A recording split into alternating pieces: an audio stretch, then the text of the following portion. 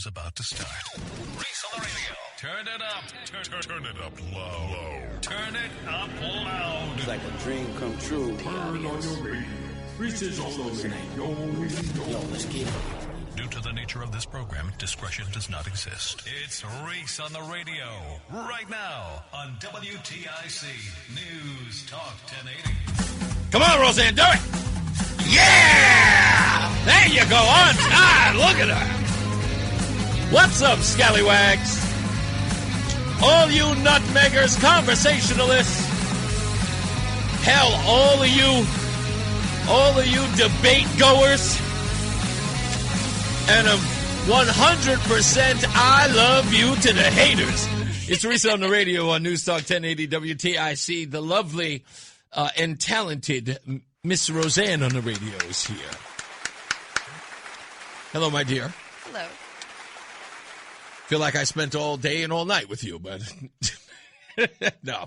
Yes, we live together. That's how that works. That's kind of how marriage works, isn't it? Yeah, that's kind of how it works. You know, we're going to begin the show by talking about the debate last night. Thank you, all of you, for sending every kind word that you sent me, and I couldn't appreciate it more. I forgot last night to thank one person, and that was the guy who's sitting right here who was at the helm the entire time, and that is Emmy Award-winning producer Roland Matthews, whom I forgot to mention. He didn't mention your wife either. I'm just throwing it out there. Did I not mention you? Not once. No. Okay. It's okay. It's not about me. I'm just keep your underwear clean. Yeah, that's right. You just do that. But thank you, Roland. Roland stayed late, kept it popping. Audio was sounding crisp, huh? Sounding great. And it's amazing what Joey and Dirk did last night. Everyone was talking about how fantastic it sounded, and I don't know. I was over the moon. It was brilliant. It was beautiful, and it's just a whole bunch of stuff that I can say. How was the pregame? Well, we met a couple of people early. We were concerned about the arrival time because both were stuck in traffic, and they were traveling a good 2.5 hours on the road to get there. Wow. Yeah, it was a car accident, apparently. Yeah, there was a car accident, so it was a mess to get up there. But they made it just in time. And, you know, we did the coin toss. Everybody got up on stage, and they were raring to go. There was a part of me that was nervous for them because they didn't know the questions in advance. They did not know the time structure. They couldn't have notes. They had no notes. Yeah. And so they just had to really wing it. And, you know, we're sitting up there with questions. You're wondering who's going to be the person who's going to be the person who's going to stump them. Yeah. And it didn't appear that way, although there was some artful dodging, I will say, on a lot of the questions. I won't say who, and I'll leave that up to you guys. But again, for me, it was nervous. I was nervous. I was scared. I didn't know what, and this is my thing, so I have to introduce everyone. We screwed up. I screwed up. Betsy came off the stage when Brian referred to Ryan as senator. She came off the stage to say that she felt like that was an unfair advantage because he is a sitting senator, and calling him senator during the debate was kind of unfair, and we should just refer to us, you know, first and last name. Which is fair because she's right. She could be former lieutenant governor. Right. She could be Dr. Lieutenant Governor. Right. I mean, there's titles, and so I think it was it was a very fair, I think, a thought process on her part rather than right. I think it was a fair ask. Yeah. And I said to Brian, I was like, sure, can we just refer to them as Mr.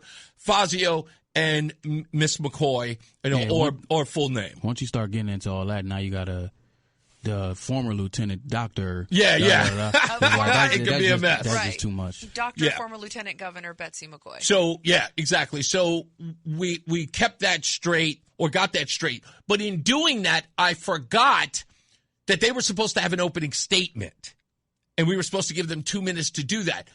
But in hindsight, it was great because the way we ran the clock, we got all the questions we wanted in and we all thought that we would have at least 2 questions to spare, which we did. Janine, who I have to give the utmost shout out to, she set this thing up on the timer. Like, she went through this whole thing. She even went to ChatGPT and she went to Grok. And she asked for a form. She was like, how do we formulate this time sheet and all this other stuff? And he gave her this list, and she was like, okay, that doesn't work. So she ended up working it out herself. In the 2 minutes, how it would go, it ended up lining up right with the clock she set up. That's and awesome. I was going, hey, I'm looking down, and I was like, okay, we're going to break at 7:35. I'm like, well, Morgan just finished they just finished answering Morgan's question. Hey, folks, we'll take a break. So I had a clock to work with, which made my life easier. Right. So I wasn't, flying off by the seat of my pants. So I was like, holy, this is great. And it just worked out. And the lightning round really lightened it up at the end, with the, both are Yankee fans. Goodness gracious. Both are Giants fans. Yeah. Still broke your heart. It did. It broke my heart. And the pizza question was big, because I didn't expect Ryan to go off. He had like a company waiting in the wings to mention, and Betsy plugged, I think it was her son-in-law. Her son-in-law. Yeah, she plugged her son-in-law, which is a great shout out. Hey, he makes great pizza. Yeah, I thought, like, again, all of that stuff was fun. It was fantastic. And for me, I think that what brought it home was, I guess, the response from the crowd and talking to them at Stadium 15, and Dana Foughton was there. Dana Fortin was there, the co-owner of Stadium 15, and he put a buffet out for the people who attended, and they came in, they drank. They talked. People were like, hey, I've never seen this place before. Ryan Fazio says, man, this is such a great place. He wants to be there. He wants to come back. A lot of people were like, I didn't even know this place was here. This is amazing. So it was great to introduce that to everyone. For those people who had never seen it before, never been there before, now know this place, around the way.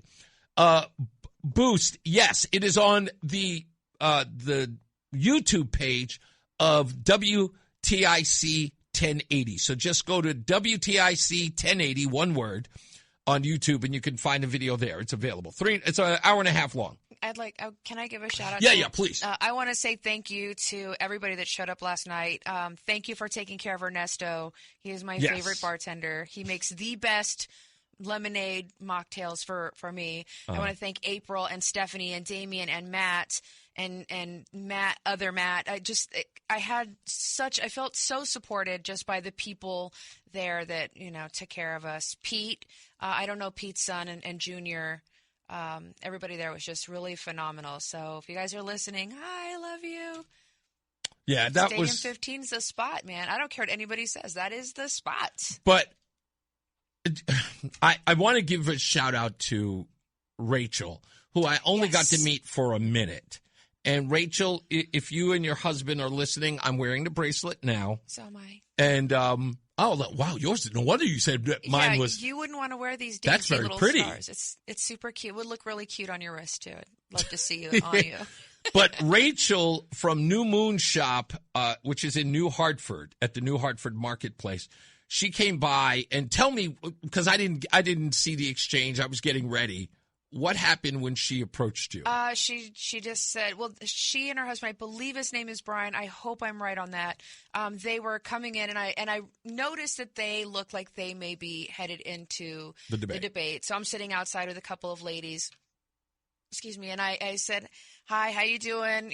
They're here for dinner, have the steak, whatever, blah, blah, blah. Well, she comes back out and she says, my husband said you're Roseanne. And I was like, yes. And she said, I want to thank you and Reese so much for what you guys do. Thank you for being here in Connecticut. And she made us these bracelets. There was so much that she said that, unfortunately, because it's such a new phenomenon to me, I think I was just kind of in awe of, people want to talk to me. So weird still. But I do know that she appeared very genuine. And really wanted us to have these bracelets. And well, that's the reason why we wore them today, and we wanted to give her a shout-out. So New Moon Shop, and it is at the New Hartford Marketplace. It shops at New Hartford Marketplace. And these are cool. These remind me a little bit of friendship bracelets back in the day. Yeah. So I am wearing it, and I will wear it. I'll definitely wear it. And I thank you for that. It's very kind. And so many other people that we bumped in, people we knew, people we didn't know so well, had met for the first time. Thank you to the Puyas for coming out. Absolutely. The Puyas from between rounds. Joey, Andrew, Chris, Lori. who came along, Lori, and of course Jerry. No Caitlin. No Caitlin. I was a little sad. Yeah. She's probably, gallivanting as young people do. She's such a cutie. But there were so many people there. I'm not going to be able to name everyone, but it was great to meet you. Great to hang out with you. TJ Duarte was there as well. I did get told again last night that I'm far more attractive in person than on camera. So, can you believe this is happening to her? You're far more attractive in person. Now, here's the thing. I said this once to the R&B singer Monica. And again, I'd always seen her on television. She's standing next to me once in the studio. I look her right in the face and I say, I'm not going to lie. The pictures don't do you justice. Because she is a very attractive young lady. Yeah. But in person, I think the camera does a weird thing, like the lighting or whatever it is. I don't know. Not that she isn't attractive in the photos, but when you are around her and you see her face to face, you're like, wow, you were really pretty. I thought you were pretty, but you're like kind of scary. Like, I keep telling you, I photograph better from a distance and in low lighting. Oh, but stop you it. insist on having lights in here. So. But when people say that to you, you really think that's... I don't know what to think anymore. The first time it hit me and I was like, oh, my God, like, what do I look like on camera? I know what I look like on camera, and I tend to agree. I don't think I look like me on camera. Yeah, I'm not used to the way I look on camera either. It's not the same picture I see in the mirror. Right. Or on my phone. Right. Well, even my phone, even when I photograph, I don't think I look like the person I see, but maybe it's just because I see me differently in my head than in reality. Michael A., Scallywag Extraordinaire, says, Roseanne is the apple pie. That's what he says. Now, this one's going to blow your mind. What I am about to read to you is going to blow your mind. Reggae Donald. Mm-hmm. Reggae Donald. You guys all know him as just Donald. I call him Reggae Donald. Reggae Donald is in the chat room. Hello. Reggae Donald listened to the debate last night. Oh. And Reggae Donald said this with an exclamation point. You did a great job. It's going to snow in July. It's going to snow. It is. I'm never going to get rid of the snow here. Yeah, cold day in hell. Thank you, Donald. Donald, I cannot tell you. That is the nicest thing ever. Thank you. It's the nicest thing Donald's ever said to you. That's true. It may be the last nice thing Donald ever says to you. The other nice thing Donald ever said to me was, and I thought it was great, he goes, I tell you, man, I don't agree with you, but I respect your hustle. I said, it's not a hustle. He goes, you know what I mean. That's my Jamaican accent, Donald, just for you. Near the beach. Yeah. That's it. That's all I had. Music Designs agree that the studio lights are harsher than in person. That is true. I got to meet Music Designs last That's night. right, yeah. Jeannie says, I've always loved listening to Reese. However, Roseanne, you really step it up a notch. By the way, you look great on camera, Jeannie writes. That's sweet of her. They ask a lot of great questions last night. Very informative, Michael B. says. Also, Scallywag Extraordinaire at the debate last night. That was Michael has been a supporter of Reese on the radio for 4 solid years. He heard me the first time 4 years ago tomorrow. Have you ever told the story about your first hit with Todd Feinberg? Yes. No. I will never tell that story on the air. All right, sorry. I apologize. Maybe later today. All right. Maybe later today. I think it was a great story. It is a great story. Memorable. But Michael B., who's been with me literally since the first time I ever got on the airwaves 4 years ago tomorrow, was there. That was the first time I met him in person, because anytime I was doing an event, I either had to work or he was out of town. And this was the first time he came. As soon as I saw him and he was like, hey, I'm like, oh my goodness. It was like seeing, a long lost friend. So Michael B., thank you so much. Always great to see Michael A. there. I gave him a huge shout out in the bar because I told everybody, this is first ballot scallywag right here, as is Michael B. these guys have been with me for such a long time, and they're great supporters of the show. And I was great seeing you. Great seeing your families. Great seeing everybody who showed up. And thank you, as always, for showing. If you want to win my heart and my soul, show my wife the respect that you did, and it'll win me over every time. And I don't think I could. Yeah, you guys rock. I tell you, I wouldn't do this if you didn't show the support that you do. It makes my day fulfilled. And I couldn't sleep last night because of you. True story. And I was so hyped. Everything, your energy there, talking to you afterwards, sort of like meeting everyone, stopping and talking here, there, taking pictures. There were people who were in the restaurant who did not know who I was. You guys made me look like a celebrity, which was really, you could see them looking over and it goes, "Who's that guy?" And I'm like, it's kind of Reese guy. Yeah, it's like it was a little weird, but it made me feel good. Our friends were there, who we hang out with a lot. And thank you for what you said to Rosanna, that you said I looked very happy last night. It was because I was with the people who make me excited to come and do this every day, with the exception of my wife because she has bills to pay.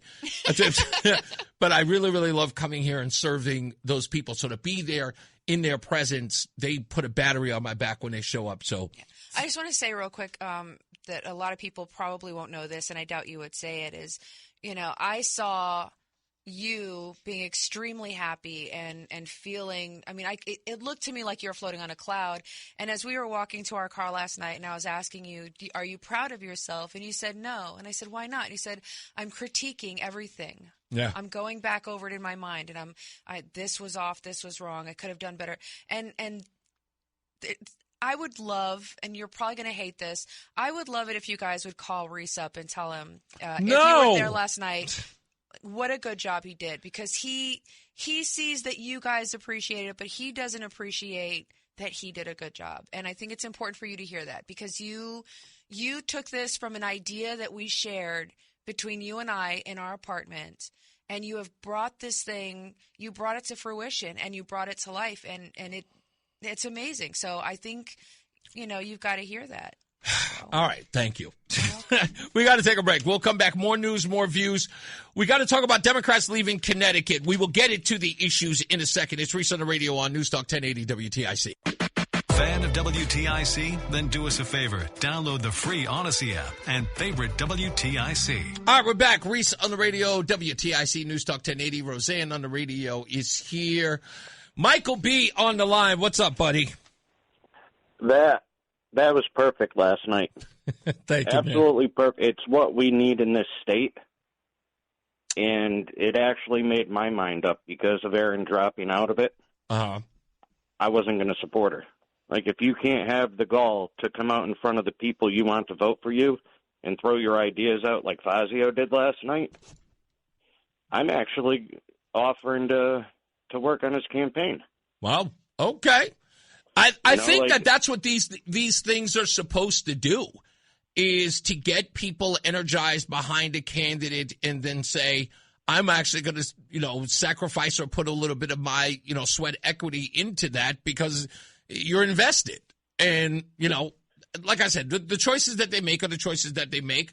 But it was great to have. And I'll be honest with you, and I think you agree with it as well, Mike. Even with Erin's absence, it was still a good debate. I think almost it would have been kind of congested if three people had shown up. Been crowded, yeah. Yeah, and not just that. Like, I wouldn't have wanted to just keep hearing, it's time for a change, it's time for a change, because that's all I hear on Facebook is it's time for a change.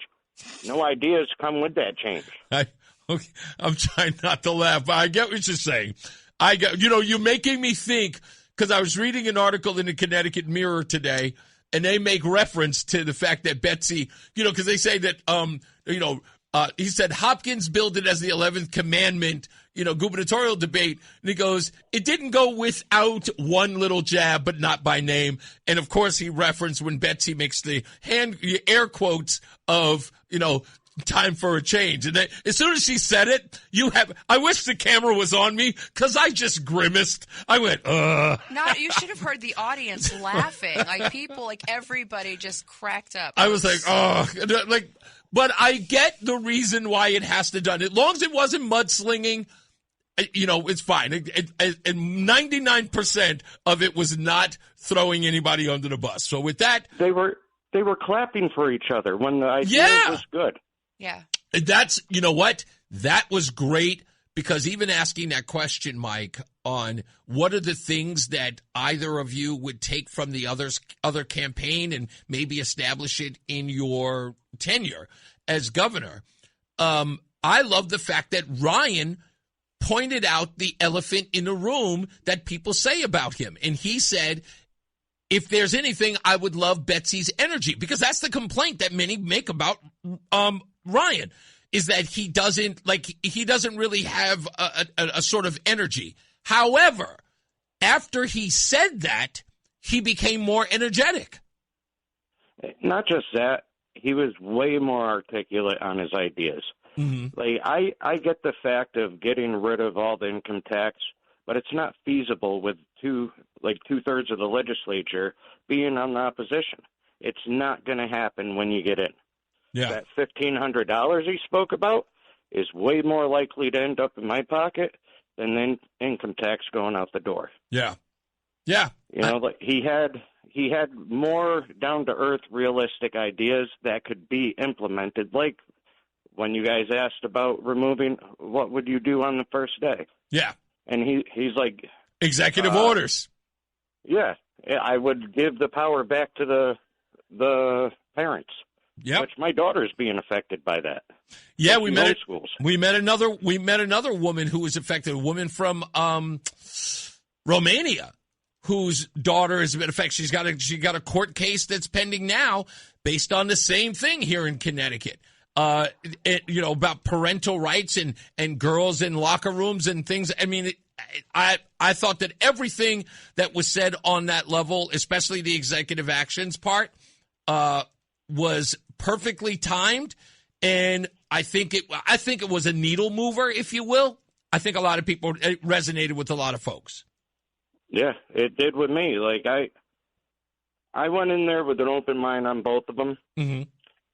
and within the first 15 minutes of him speaking, I made my mind up. Wow. Okay, Michael B. That's all I need to know. Thank you, buddy. Again, I appreciate you finally coming out and getting a chance to meet me and me meet you. You've always been a brother to me, man, so you know that, and we talked all the time, so thank you so much. No problem. I'll always be there. Thank you, man. He's a good guy. Thanks, Michael B. Let's go to another one of my good friends. I can't have just all my buddies call. Sam, the man on the street, is on the line. What's up, Sammy? Hey, thank you very much for a great time. I want to say I thoroughly enjoyed it. I'm sorry for people who weren't able to be there. It was very educational, and I actually went in a pretty staunch Betsy supporter. Okay. I really had hoped for more. Mm-hmm. And, unfortunately, I got to tell you, I left a Fazio supporter. Wow. Just the way that he conducted himself, the thought that went into the answers that he gave, mm-hmm. and, I just felt like Betsy was very emotional. Like, what I would really like to see is I would like to see a Fazio Betsy ticket. I think they would make an absolute a lot of people agree with that and ruin the country with Republicans. I think that the state would be the most amazing place for those two in the offices. Yeah. And I heard that so much last night. Yeah.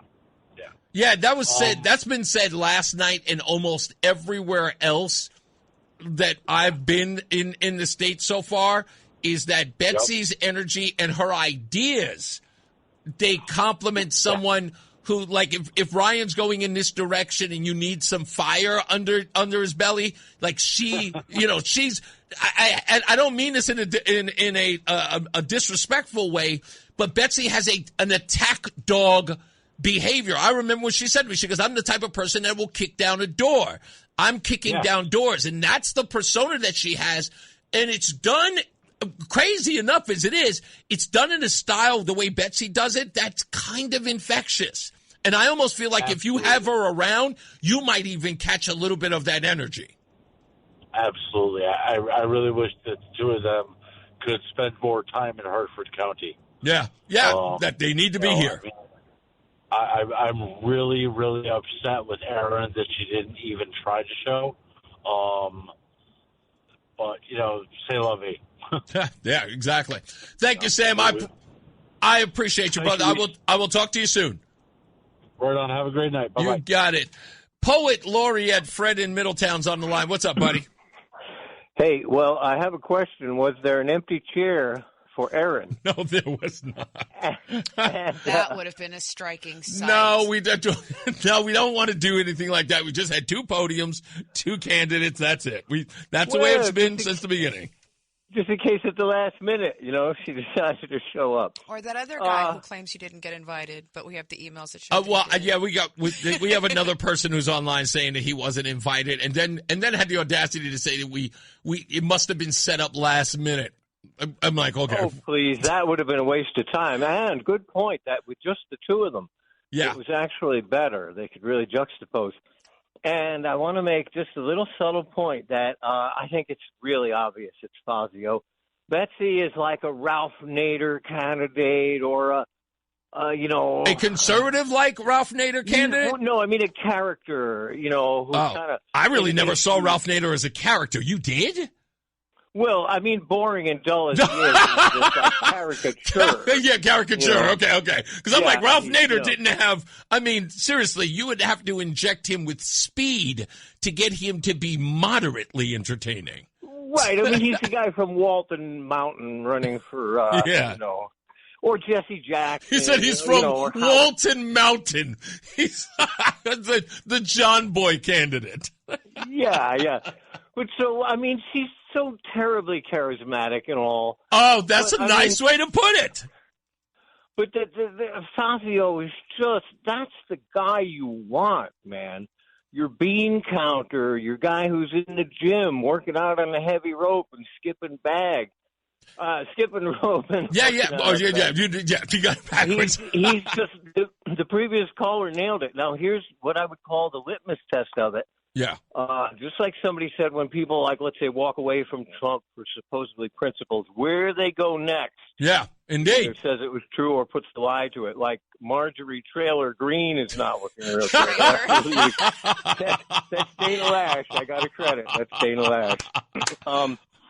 But so would Betsy take the lieutenant governor's spot? And I would bet she wouldn't. Yeah, I know exactly where you're coming from, Fred, because as politics go, ego goes with. It's like they come in hand in this case. But I don't know. Like I said, you never know. It's just one of those things, man. But she'd be some kind of perfect in it, because it's like a vice president. It's about smashing, bottles of champagne on ships and opening up. Yeah, that's right. Exactly. Yeah. Thank you, Freddie. I appreciate you, man. Bye-bye. You got it. When we come back, I want to mention something that I mentioned to Senator Rob Sampson, who was in attendance last night. And we got to talking, and he even said that it was a good idea, which goes along with a lot of these conversations that I've been having on the air about people leaving the state. And I've been looking up some statistics on this that will blow your mind, because it stands to reason, just to tease it a little. Republicans are not the only ones who are leaving the state because of the high cost of living. It is without a doubt people from all political stripes who have to leave. And if a job is calling them, they have to go. Right. When corporations leave, employees must follow. That's right. Here's the other thing. Is in these red states, like when we lived in Texas, right. I kept seeing signs, don't California up our Texas. That's correct. Don't bring your crappy politics here. And that's why people are leaving. And there's something to note about this. Like I said, not just Republicans are leaving Connecticut. Democrats and independents are too. So I've got an honest question, which will come up in 3 o'clock. So stand by for that. All right, we'll take a break. We'll be back. More news, more views. It's Reese on the radio. It's Reese on the radio on News Talk 1080 WTIC. So yesterday during the debate, and if you've seen Ryan Fazio anywhere, you've probably seen him with his fiance. And why am I forgetting his fiance's name? Alicia? Amy? Amy. It is Amy. Okay. You're right. It is Amy. And forgive me, Amy, for forgetting your name if you are listening. And they are a very young couple. They are exactly the age that you would expect a couple to be getting married. Mid-30s, right? And I'll be honest with you. I grew up looking at every television show or what was considered the norm Americana, right? The biggest problem Connecticut has is that it is an aging state. Mm-hmm. And many people, because of the high taxes, the property taxes, many people are either being kicked out of their homes or just leaving. Priced out. Yeah. And they are going to red states. Right. Another topic I'll get into later. But Connecticut is known for that. Connecticut's biggest issue is that it does not attract young people. Right. In talking to Senator Rob Sampson last night, I said, when I look at Ryan and Amy, if I were in Hollis, Queens, and I was in my 20s, and I saw that couple running for governor, they should be in commercials together. Exactly. Walking along the beach hand in hand. Exactly. Posters together, the loving family. Exactly. They are what Connecticut is for lovers. Exactly. Well, Connecticut is for families. Connecticut's for son. Ryan Fazio, and again, I know this sounds like an endorsement. I'm just saying I'm a pitch guy. I'm a marketing guy. When I look at the two of them and I see them standing together, he put up a picture that I reposted of them, in the back of the car on their way to the debate. And I see them smiling. I go, that's a poster. Right, that's it right there. Yeah. You're telling people, put Amy and Ryan at the welcome mat. I think definitely. And they're standing at the door going, like the house is like a Connecticut. Like the house says Connecticut. Right. And you see them two at the door saying, hey, welcome. Arm around her. Yeah, arm around her. Welcome to the neighborhood kind of deal. It seems Mayberry. But I'm sorry. I think America's craving a little Mayberry right No now. kidding. But again, look, I know you could say everything I say about Lamont is going to make me biased. Fine, I agree with that. But you got to take what I'm saying into consideration, okay? Even Lamont's wife left. Not left him, but left. Didn't she, though? Went to Tennessee, okay? Went to Tennessee. And you're telling me a red state for a business. Why? Because, again, what does Ned Lamont represent? Leaving the state. Decay. Not being able, leaving the state because it has become unaffordable. But here you got this young couple who are saying, we love it here, we want to stay here. That's the person you put on the postcard. Connecticut's not just becoming unaffordable. It is unsafe. It is a sanctuary state for derelicts, drug addicts, and illegals. Why would anybody want to stay in a state where how much time does Lamont even spend in Connecticut? I know he's here often, but where does he live? Where does he sleep at night? Tennessee next to his wife? Rob Sampson told me something last night that I thought was crazy because people have this preconceived notion about Fazio, and they say he's of the upper crust. And Rob Sampson was like, that's you couldn't be further from the truth. His house is 900 square feet, honey. Could you live there?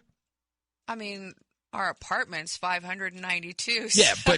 but could you live in a house 900 square feet? We did in Virginia. We did, didn't we? Mm-hmm. That was 900 square feet? It was. Well, we had 2 floors.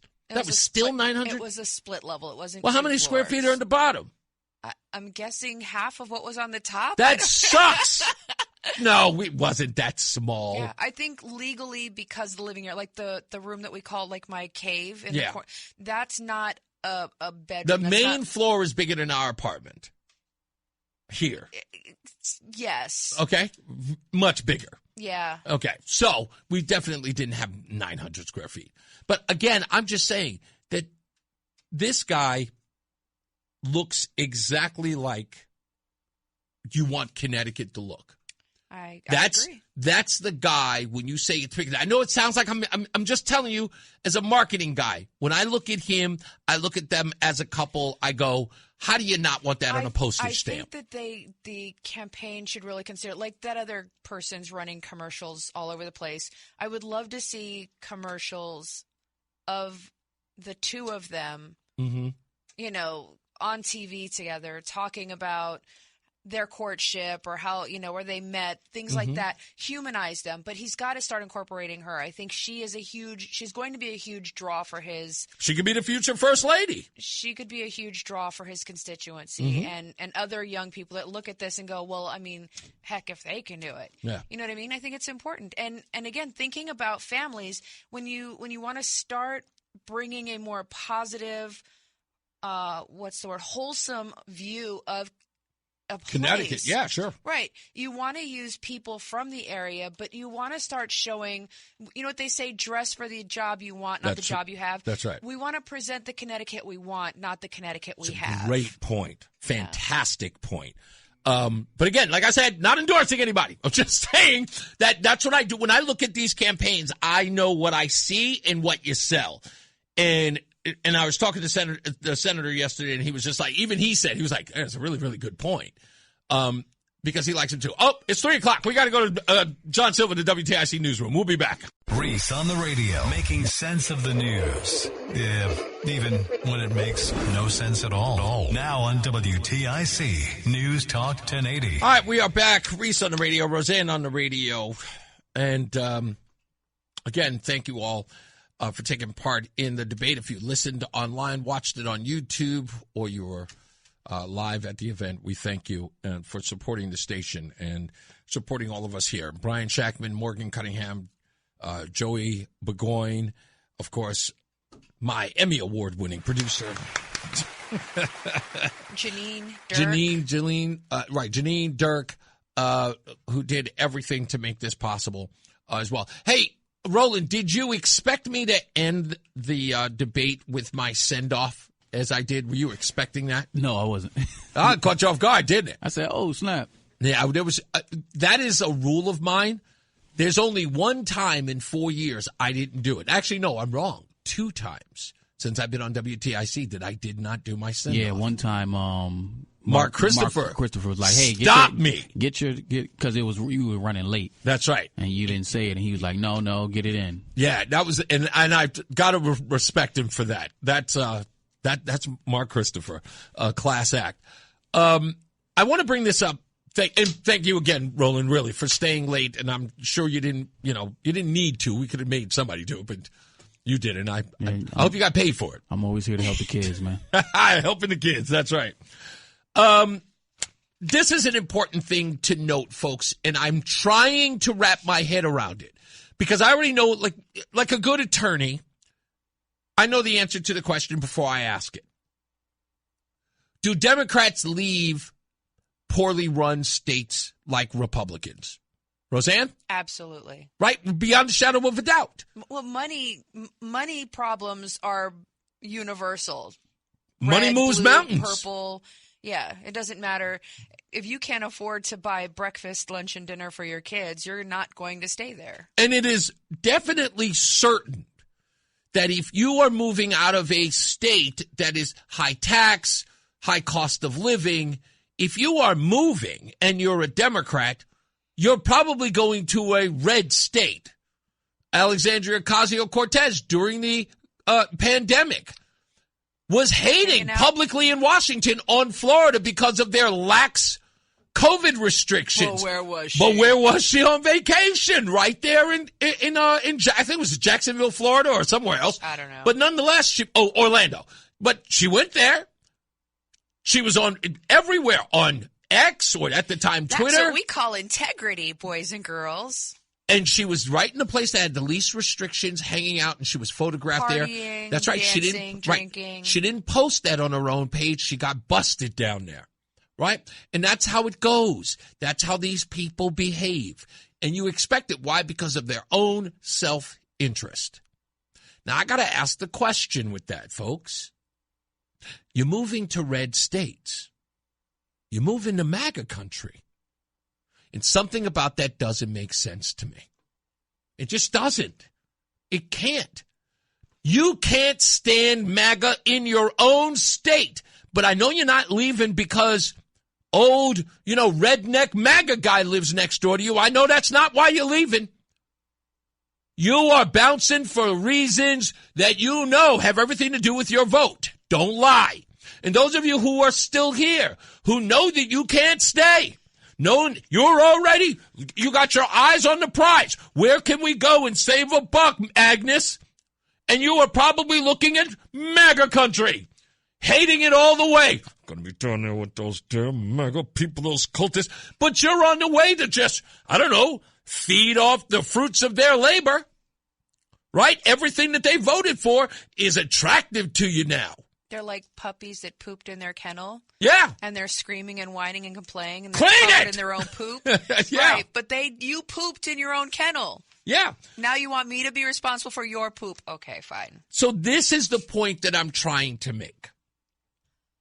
Do you really hate MAGA and Trump? No. And I know it looks great on your Instagram post. And I know it looks great on Facebook and X. I know it does. But when the rubber meets the road, you always end up hanging out with us. You just do. We're just more fun.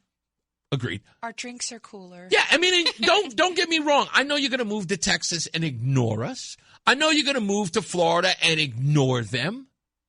You're going to probably stay isolated, and you will, of course, reap from the benefits of everything those folks have worked for, and you'll be angry about it, but secretly loving it. Secretly saving all of your coins like a miser. Give it all to me. Give it all to me. Yeah, sure, you'll do things that are charitable. You'll search around and ask people, you're not MAGA folks, are you? No, absolutely not. And you'll powwow with them. And when you get bored, you might rabble-rouse your local government. But what I'm trying to say here is that for those of you who have not left, for those of you who can't go, you're here. So in spite of all that, because I know everything I just said is true, when it gets to the point where you can't afford this anymore, you're going to have to get rid of these guys. Because guess what the choice is, by the way? If you don't like Lamont, you've got to take Mom Donnie White. That guy's name is Josh Elliott. Not Mom Donnie Light, Mom Donnie White, Josh Elliott. He knows. Josh, you're going to love that name. That's what I'm calling you now, Mom Donnie White. I don't know if you're allowed to say that on what? TV. He is. Oh, my God. You can't just ask people why they're white. He is. He's Mom Donnie White. That's who he is. What's that guy's name who people can't stand online? What's his name? Charleston White. Isn't that his name? I don't know. That's his name, right, Roland? Charleston White? Charleston White. Yeah, that's all I'm talking about. If you don't take Lamont, you got to take the far left of him, and that's Josh Elliott. And I'm just saying, we got a guy, Lamont, that's running for re-election who has completely lefted up his campaign. He turned this year into giveaway. I mean, the man became Santa Claus. He sure enough did. And it's going to cost you more money and more money. What do you think is going to happen when he's in office? You think he's all of a sudden going to stop governing? No. He's got that supermajority. He's got a re-election. You've told him, yes, I want more. Do they have an auto pen for on a state level? I don't know. Yeah, good point, Kimberly. They've been trying to figure out affordability in Connecticut since I was in elementary school. And I'm the same age as Roseanne now. Wow. So it's like, what do you really, really want? And if I'm a betting man, you want your taxes lower, property and otherwise. I really know it. Without a doubt. Republicans, listen close.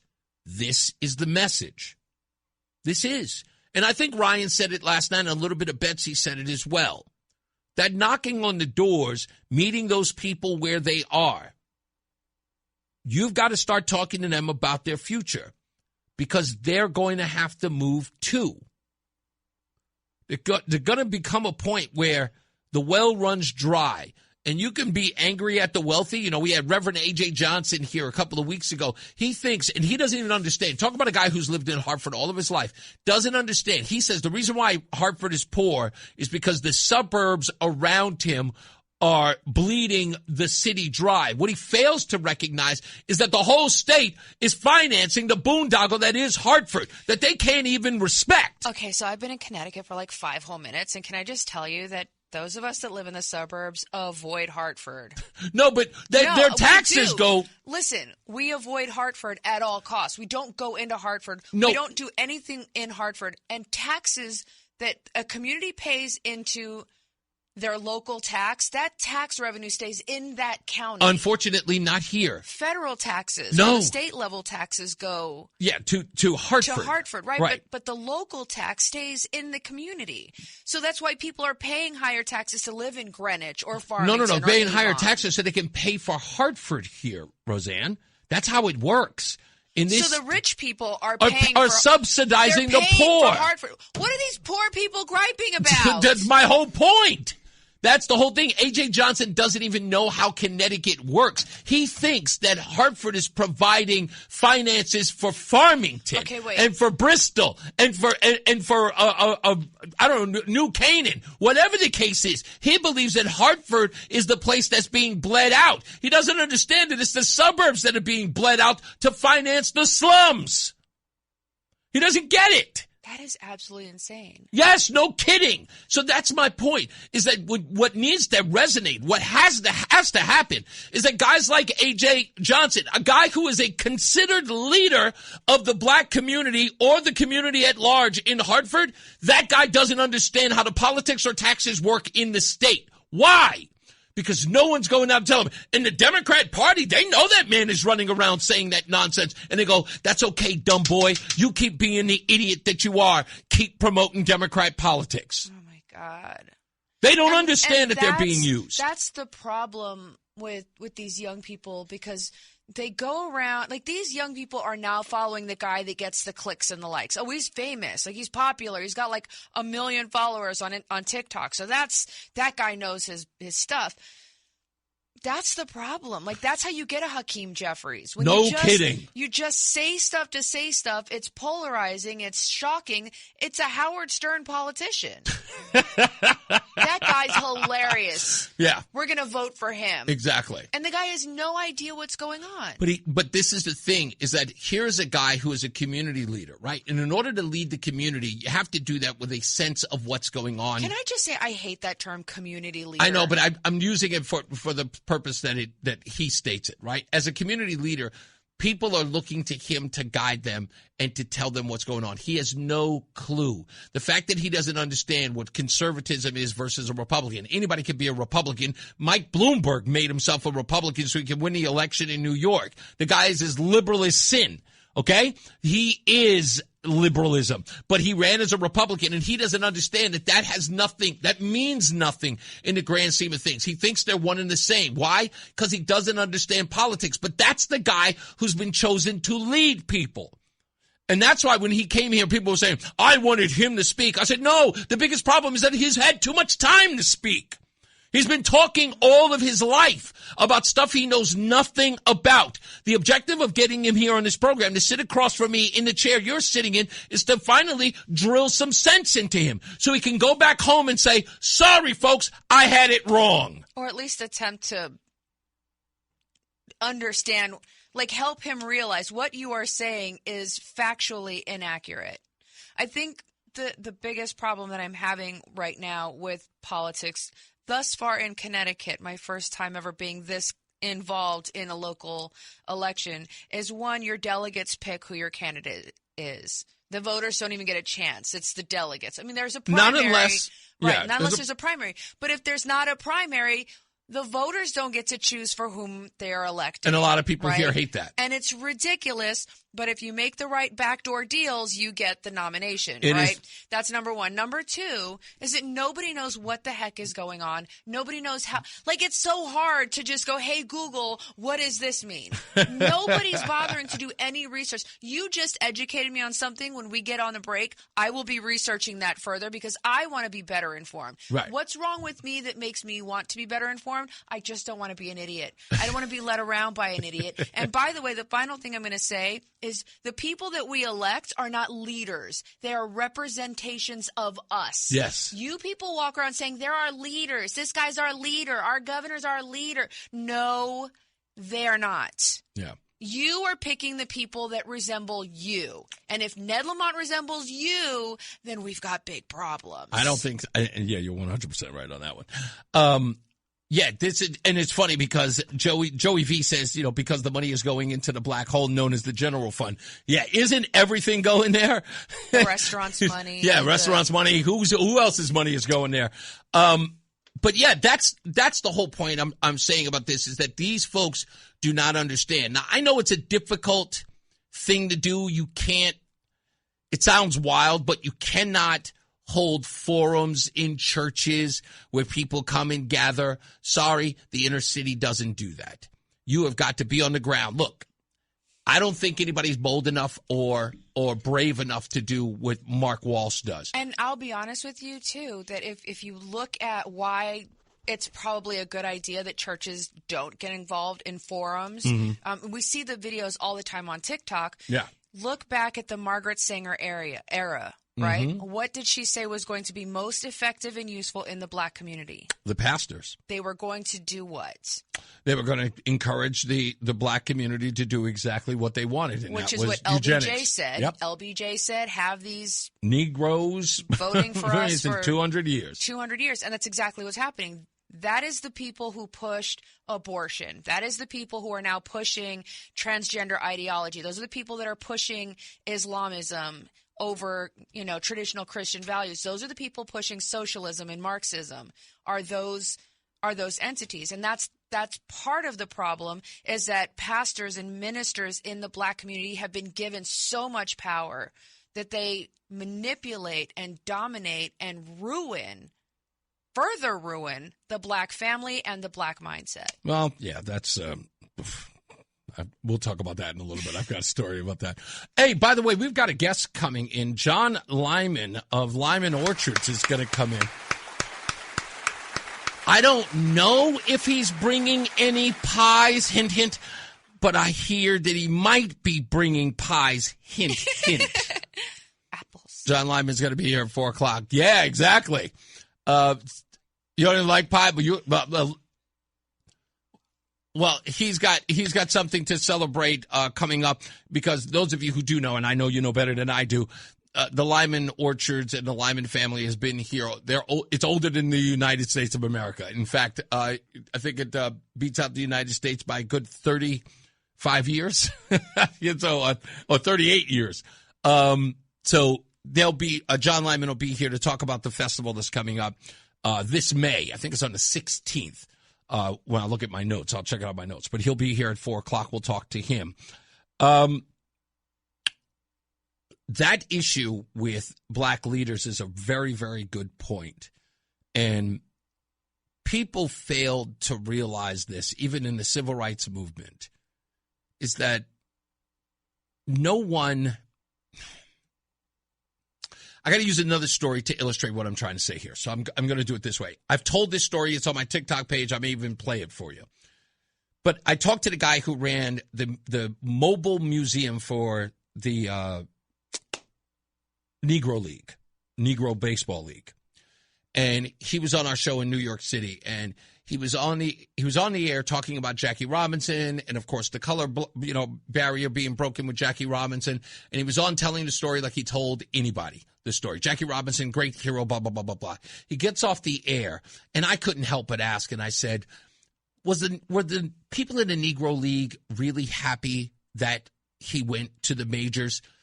Because the Negro League just disbanded afterwards. It just left. Every time integration occurs, it destroys the black community. And he stopped and he looked at me and he says, I can never say this on air. He's since passed on, but he said, I can never say this on air.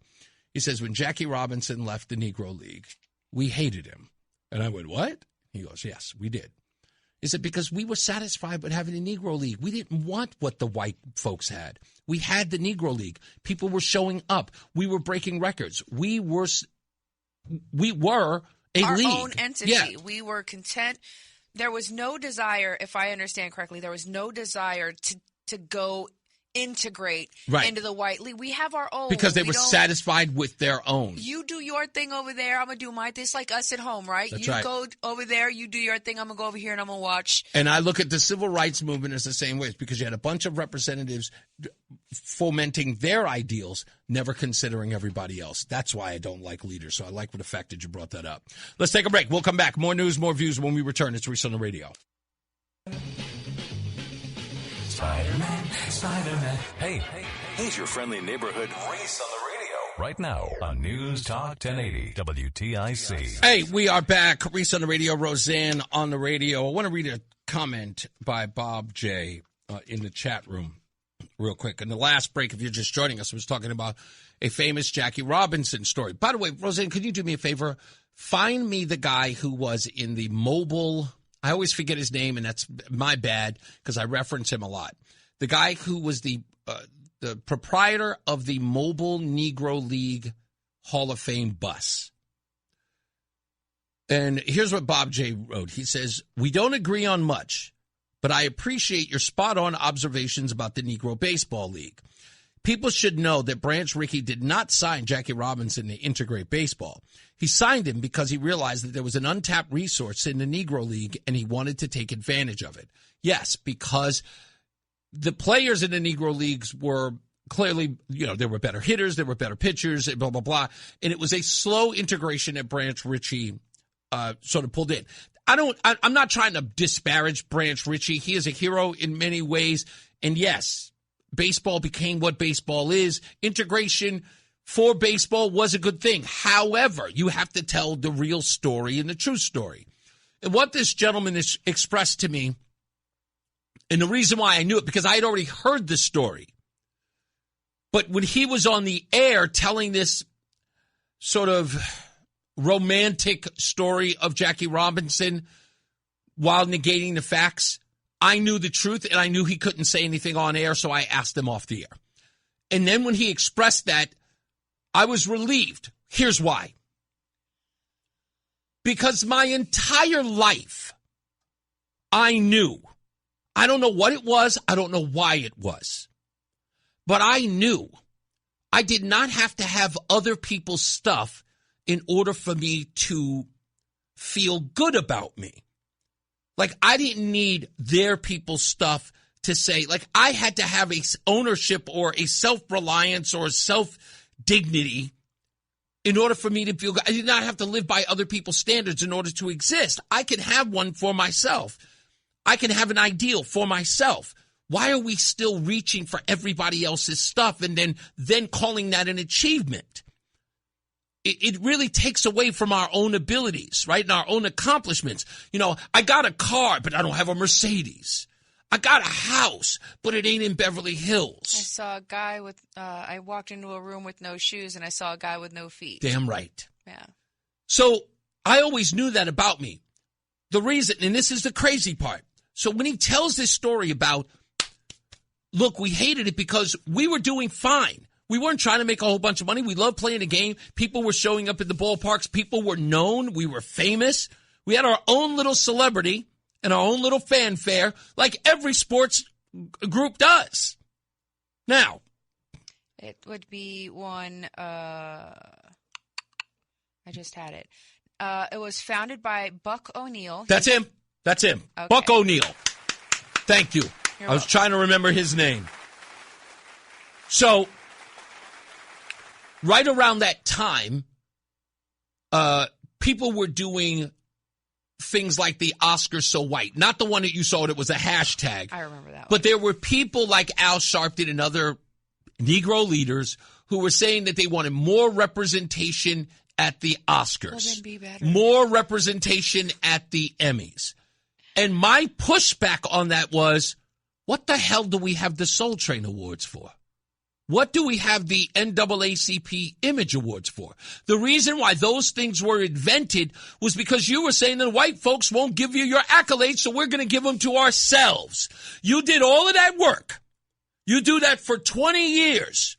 Then you start to realize, guess what? Black people aren't showing up for the awards show. They're not. They want really bad the white acceptance. They'll show up at the Grammys. They'll show up at the Oscars. They'll show up for the Billboard and Awards. And apparently they'll even pay $100,000 to get into the gala. What's the Met Gala? Yeah, the Met Gala. So in essence, all they're trying to do, Kanye said it best. He said all these people talking about black owned, black owned, black owned, and then they take $50,000 and buy European, right? Then we had a kid who was kicked out of a Barney's in New York because he wanted to buy a $700 belt. Black kid. Pants sagging, bought a $700 Ferragamo belt. And he called racism because they wouldn't accept his credit card. They didn't believe that he had a credit card because his pants were sagging and he looked like a rapper. Right? They wouldn't accept his credit card, so he left. But what did they ask for? They demanded that Barney's be allowed to let black people in. And if they don't let us in, we're going to boycott. Which my attitude they don't was... let you in anyway. That's like, what are you talking about? What, like... Barney's doesn't want your money? Don't give it to them. Wait, why are you going to boycott? They've already proven There's you're like not they there don't anyway. want you there. But there's no, your people already aren't here. Yes. What are you going to stop? Yes. Stop shopping? Like stop? It doesn't make what? sense. So you're going to sit up here and tell me that you want them to change their behavior to allow you to spend your money there. You don't understand how boycotts work. Please, Massa, take my money. Yes. That's the whole point. When the two black guys in Philadelphia were asked to leave because they didn't buy anything, waiting for a meeting, and they wanted to use the bathroom, and the manager said, "No, you can't use it unless you purchase something." It's like, "Well, we're here for a meeting." No, you have to purchase something. People made this big deal out of it. It's like, we need to boycott Starbucks until they allow us in. I'm like, they don't want your money. Why are you forcing it down their throat? Like, do you really think that's liberation? You're going to take my money whether you like it or not. No! No doesn't mean no. But this is the point that I'm trying to make in all of this. Why am I saying all this? Right? Because it shows you how ridiculous this whole thing has turned into. The whole thing has turned upside down. May I give you an example? Absolutely. Here is Stacey Abrams. This moron. What we have to understand is that there are no longer blue states and red states. There are authoritarian states and democracy states. There are states that do not believe in the right of the people to have a say, who want to aggregate power and foment corruption. And there are states that want to guarantee that in this country, we have free and fair elections. What is she talking about? She is making a big deal because the black zone in Tennessee has been completely erased. But here's where it becomes absolutely stupid. What are these black folks in Tennessee sitting in City Hall, burning small Confederate flags, protesting? They're protesting for a white man to keep his seat over a black woman who is going to get it anyway. Oh, my God, it's Virginia all over again. Mm-hmm. Think about it. There are black people down at the Capitol who are protesting to keep a white Democrat in his seat. In power. Over the black female Republican. Do you understand what I am trying to tell to you folks? I'm trying to tell every one of you. None of this makes sense. Every one of these people are either crazy or they're lying. And I really believe it's the latter. I know that they're lying. I want to say something to you, Bob J., and I want everybody to remember this quote. The quote is brilliant. The definition of white privilege is being able to have a political opinion without being called a traitor to my race. I'll say it again. The definition of white privilege is being able to have a political position or an opinion without being called a traitor to my race. You can't do that if you're black. If you oppose immigration, Roseanne, you're Latina. Only allowed one opinion. If you don't stand for reparations, but you're a black guy, I'm only allowed one opinion. I have no privilege. I'm not allowed the same privilege of a white person. White people for eons. I remember, hell, thousands of them. White people in the North, white people in the South, killing each other. One group of white folks knowing that it would end slavery, another trying to keep it. And nobody looked at them and said, you're a bad white. No, they said, you're a Union guy or you're a Confederate. Two white people can have opposite positions and never once were they called a traitor to their race. And that has happened since the dawn of time. But my black ass, if I so much as even think about not following the rules, I am called a traitor. While I sit there and you scream and holler about how you want this black purity. You want blackness everywhere just for the sake of blackness. And you get down to Tennessee and the black woman standing there watching her brothers and sisters stand around and burn things down for the white guy. Who is the traitor to their race? I'm not losing my mind. That's why I can't trust any of you. And as I said yesterday, blur them lines. Get rid of them. Get rid of them. These people don't know what they want. And I'll be honest with you, they are breaking their neck to save Whitey. Whew! What world am I living in? I just realized it's the same world where boys can be girls. That's why it sounds so crazy. Because everything is upside down. Go figure. We'll be back. It's Reese on the radio. It's Reese on the radio on NewsTalk 1080 WTIC. All right, we're back real quick. Let me get Mark in Colchester. Hello, Mark. Hey, Reese. You guys are phenomenal, so keep up the good work, and I'd say ditto. Thank you, sir. But I got to go back to something you were saying earlier. I didn't get a chance to get in. Okay. People are leaving Connecticut that are Democrats. They're friends of mine. They have TDS. They're not worried about MAGA. They think the problems in this state were caused by Republicans, and that, if you know what I mean, they don't realize the issue. So they're so blind they don't see. But Mark, not just so I know, just because I want to know, and I really do care about this. So you're saying that they're leaving the state, but are they going to red states or are they going to blue states? Yeah. No, absolutely. They're going to Florida, Tennessee, Texas, but they're taking their beliefs. They voted for tax increase because they think that'll make it better. Right. I mean, I'll take it. You got to follow the money, though. I'll take it back to 1991 when I bought my house. When then Governor Weicker said there would be no income tax. Mm-hmm. But then 3 months later, okay, we'll have an income tax, but it'll be sunsetted in 6 years, and it will lower property taxes. Fast forward to 2026, what has happened? Everything's going into the general fund. You were talking about the sugar tax. Well, I don't need sugar, so they might as well tax it. Wait a minute. They have so much money, and this will get you into the Hartford issue with your friend AJ, that they're giving it away to people they think need it. Right. And what happens when you give somebody something they didn't work for? They want more of it. And they work less. That's right. So I moved to the suburbs because I'm willing to work for what I can get in the suburbs versus in Hartford, they're not willing to work for any. Well, I shouldn't say this. Many aren't willing to work for it because they're being given food subsidy. 120% right, my friend. Thank you so much.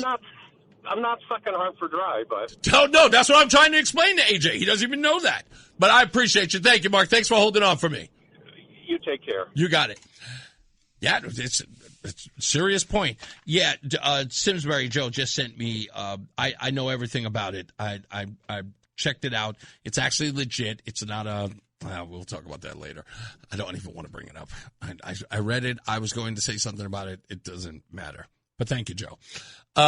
We got to take a break. When we come back, John Lyman is going to be here of the Lyman Orchards, so stand by for that. Also, Roseanne was at court yesterday for Samantha and the tickler. I guess that's what they're calling him. They've actually asked that he not be referred to as a tickler because it's far gentler than what he was actually doing to the children. Okay. Well, yeah. Then Roseanne will talk about that court case. I am going to be interviewing Samantha sometime next week, but I'm going to have to tape the interview because she is nervous that in her plain talk she may speak out of turn. So she's just protecting herself. So I'm going to figure out how we're going to record that interview. But she is dying to speak to you. And she is also talking about how she can get a legislator to help her draft a policy. Connecticut does not have legislation protecting children against grooming. Right. And that's why there was no more intense... they're more intense of a punishment for this. Right. Which is the reason why it's important to talk about this, and we're going to talk about it in the 5 o'clock hour. There was something that I realized in her ask for doing that. And I think it is a legislative win for Republicans to draft that legislation because I think it ties into many other things that are issues here in the state. So the 5 o'clock hour is going to be very intense, so be prepared for that as we get ready for the weekend. As I said, when we return, John Lyman of Lyman Orchards is going to be here. We'll talk to him, and we'll talk about his 285th anniversary coming up on the 16th. So stand by for that. Mark Christopher, he is in the house. He is in the BPS Lawyers Traffic Center. Hey, boss. Did I see some PDA in the AM studio? Oh, come on. Did you see that, too? I looked up. I went, whoa, these two are in love. Holy cow. I have to tell her all the time. She always will. She'll make me stop and says, kiss me. We're back. It's Reese on the radio right here live on WTIC News Talk 1080. I am reaching in because I have got, there we go, right there. Yes. I was trying to find these. Lyman Orchards peanut butter cookies. They're right there in my hand, in my, as Rush would say, formerly nicotine-stained hands. And I can't wait to try them. I haven't opened them yet, but I'm waiting for my wife to leave the room because I'm not supposed to have sugar. John Lyman is here, and he is going to tell us all about the anniversary coming up for Lyman's Orchard. I'm going to find out so much. Well, not like I haven't found out almost everything there is, because you're practically a partner with WTIC, every holiday store. I mean, you are well known. You should be world renowned. But we'll talk to him and talk about all of that stuff when we return. So stand by for that. Also, Roseanne is coming back, and we'll talk about her going to court yesterday and how we should get some legislation passed with all of that. So stand by. Go nowhere. We return in a moment with John Lyman. And Mark Christopher is back, and he's in the BPS Lawyers Traffic Center. I guess they were waiting. There it is. Okay, waiting for the sounder. There he is, Mark Christopher. The band was taking a break, but they're back. There you go. That's good. It's Reese on the radio on News Talk 1080 WTIC. All right, back and live in effect. Let's give him a round of applause here. John Lyman, famous. I think you... Well, wow. Actually, now that I think about it, your family farm is more than twice the age of this radio station. Like, you guys could have been here to build it.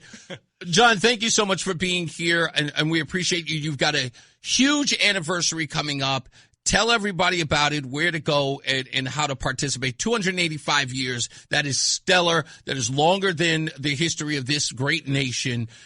And your great family farm is celebrating, leaps and bounds beyond. So talk to us about that. Well, first of all, thank you, Reese, for having me here today. Really appreciate it. My pleasure. And, we've got a 285th anniversary celebration. We're going to do 2-day event at the Apple Barrel next Saturday and Sunday. Okay. The whole year is obviously celebrating. 1741 is when we started farming on the land that we're on and now in Middlefield, Connecticut. Mm-hmm.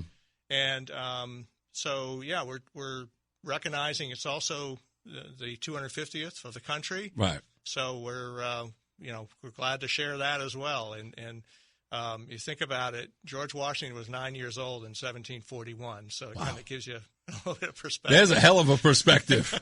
That is a hell of a perspective. Yeah. On the 250th birthday of the United States, are you guys going to say, I'm older than you? I would. That's what I was like, you're my little brother. Yeah. And I don't know if I asked you this before, but somebody had mentioned it to me. Your family's been here again since, 17? Well, our family came over from England and landed in Boston area in 1631. 1631. We're talking Mayflower, right? Well, just after, yeah. Just after. You're the second ship? I don't know, but the ship was the Lion. Okay. And landed in the Roxbury section of Boston. Wow. And some of the family immigrated with others down and helped settle Hartford. Yeah. Then part of the family went up to Northampton for a while and then came back down to Durham, Connecticut. And from Durham, John and Hope Lyman purchased 31 acres in Middlefield in 1741. It's a hell of a legacy to have. I mean, to be there so long and to keep it in the family. There are so many sort of transfers of farms that, sort of change hands, if you will. That has got to be quite an achievement. Do we have a lot of farms in the world? I mean, I'm pretty sure you know many of them that have lasted that long, who have that kind of storied history here in the United States? Well, it's interesting is a few years ago, we were named as one of the oldest family businesses in the country. Wow.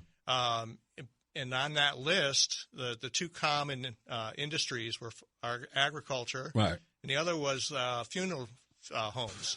So, it's sort of the idea. You're always going to need food, and people do pass away. That's right. Right. What we call it, was it recession-proof work? That's right. As it goes. That's amazing. Yeah. And I know we talked about this before, but just remind everyone, you have been with this farm.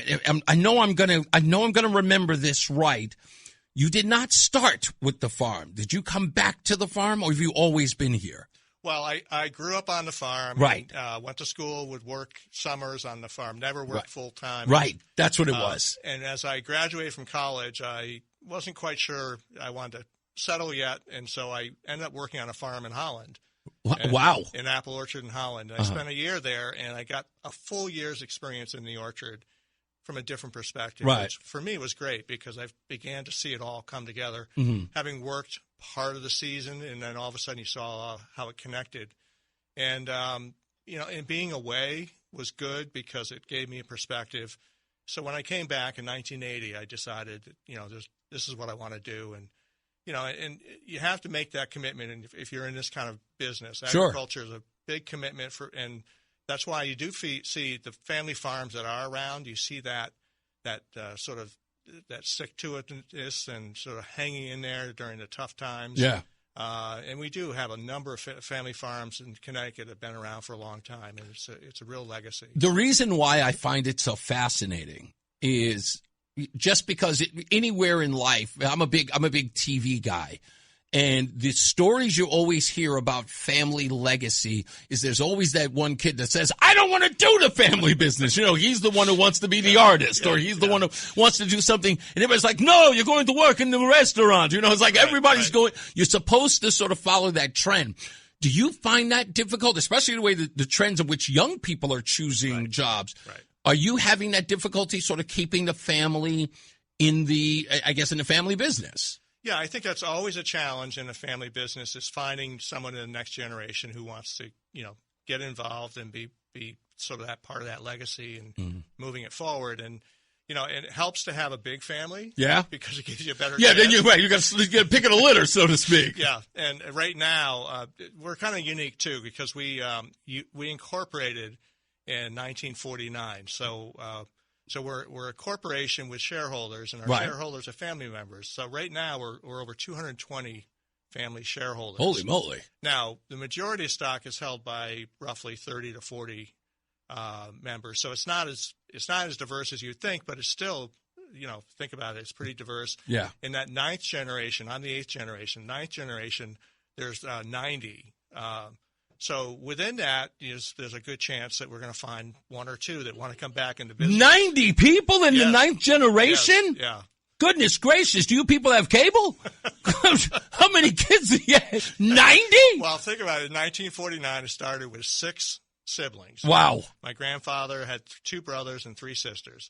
So they were the original shareholders. And then flash forward now, and we've got over 220. So wow. It's sort of that multiple. Okay, so you guys have really secured your legacy by making sure everybody procreate so we can make sure we get somebody in there. If half of them don't want to do the family business, we still got to pick of the litter. Exactly. That's fantastic. So, I was thinking about it as you were talking about, families going on. So, I'm sure you're familiar with one of our sponsors here, Between Rounds, the sure, Puyas. Absolutely. Love them.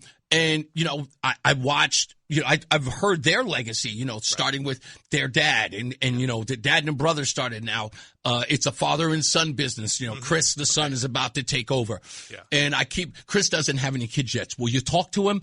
It's like, cause he's going to have to pass it on. Chris, we're pulling for you, buddy. We need to get him married. But anyway, I just find that just so fascinating because you just never know. If just as a hypothetical, not that you've ever had to think about it, right? But what would you guys do if the family, all 90 of them, they just decide, I don't think we want to do it anymore? What would you do then? Well, fortunately, again, because we're a corporation, we do have a management team that's mostly non-family. Yeah. So we have a very strong team there. And the biggest involvement on the family side is really through the board of directors. Right. And so I see that continuing, even if we didn't have anybody come back into business. Yeah. I think it is important to have at least one or two of the family members in the business. But we have a really strong management team that does a great job, and they're very dedicated to the business. Are you of the belief that having that family connection has a better connection with your customer? Like, do you believe that plays a role? I think when you have a vested interest in a business, like a family business does, I think that you'll see that there's a seriousness to what you do and a commitment. One of the things that we've had over the years is a great relationship with the community. Right. That I know. And it goes both ways. Mm-hmm. In other words, the community has supported us. Mm-hmm. They've been very loyal to us, and as we've tried to do different things, they've been very open and and through whether it be the regulation of the town or whatever, we've been able to move the business forward. You have to adapt. Yeah. At the same time, the family's been very dedicated to the community too, and giving back, employing. Mm-hmm. I mean, a lot of our first jobs and the youth in our community are with us, and as a lot of the businesses and retail businesses like ourselves. So there's that real connection. We try to give back through donations. We have dedicated donations through our mazes. Anything just again that two-way commitment back and forth, and I think that's with a family business that exists because you have, especially in a farm where you're literally rooted in the community. You're not you're not going to pick up and leave. You're part of it. I think that's what sort of differentiates you from what would be called a corporate structured business, right? Like you have shareholders, right? And just like any other, like you can look at the family of Walmart, so to speak, and then look at the family of the Lymans and see that they kind of run the same sort of structural business, but one is rooted in the community because of what you do. And agriculture sort of separates you from the brick and mortar kind of deal. Right. Because when they're apples, they're baked goods, families come and they participate. And so when people see your business, they're not looking at you as like the big dark conglomerate, like looking over them. You can operate in a business sense, but still sort of have a sense of community. Is that been kind of like the bonding factor that you have between the two? Yeah, absolutely. And again, the other nature of agriculture is that you're so dependent on things that are out of your control, the weather. Mm-hmm. And that humbles you. You just will get knocked down really quickly because of a storm that happens or cold weather or whatever it might be. And if you look over the history, that there's been those pivotal times that have caused the farm to have to change direction. So I think the business is rooted in that sort of that external factors you have to just learn to adapt to and work with.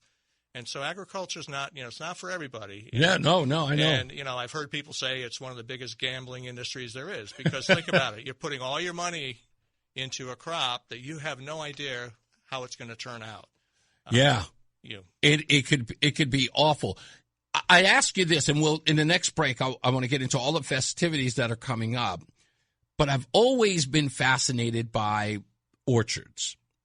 Weirdly enough, when I go to the grocery store and I pick up a bag of apples, and I know they're from a farm, can you explain to me how it is decided that, like, I never understood how your product ends up in my grocery store? Is that something that you can explain in 2 minutes, or is it far more difficult to do that? Because I've never understood it. And here's why. Yeah. Because I can go to your orchard and just pick apples, I presume, right? Right.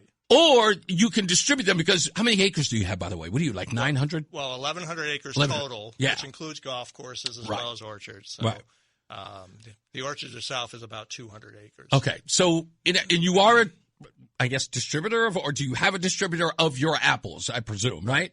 Yeah. And is that processed through private industry, a big, organization? What's the... It's at least in apple growing, it's still pretty much free market. Okay. So Stu Leonard's can have a contract with you, so to speak. Yeah, and there's no contract per se.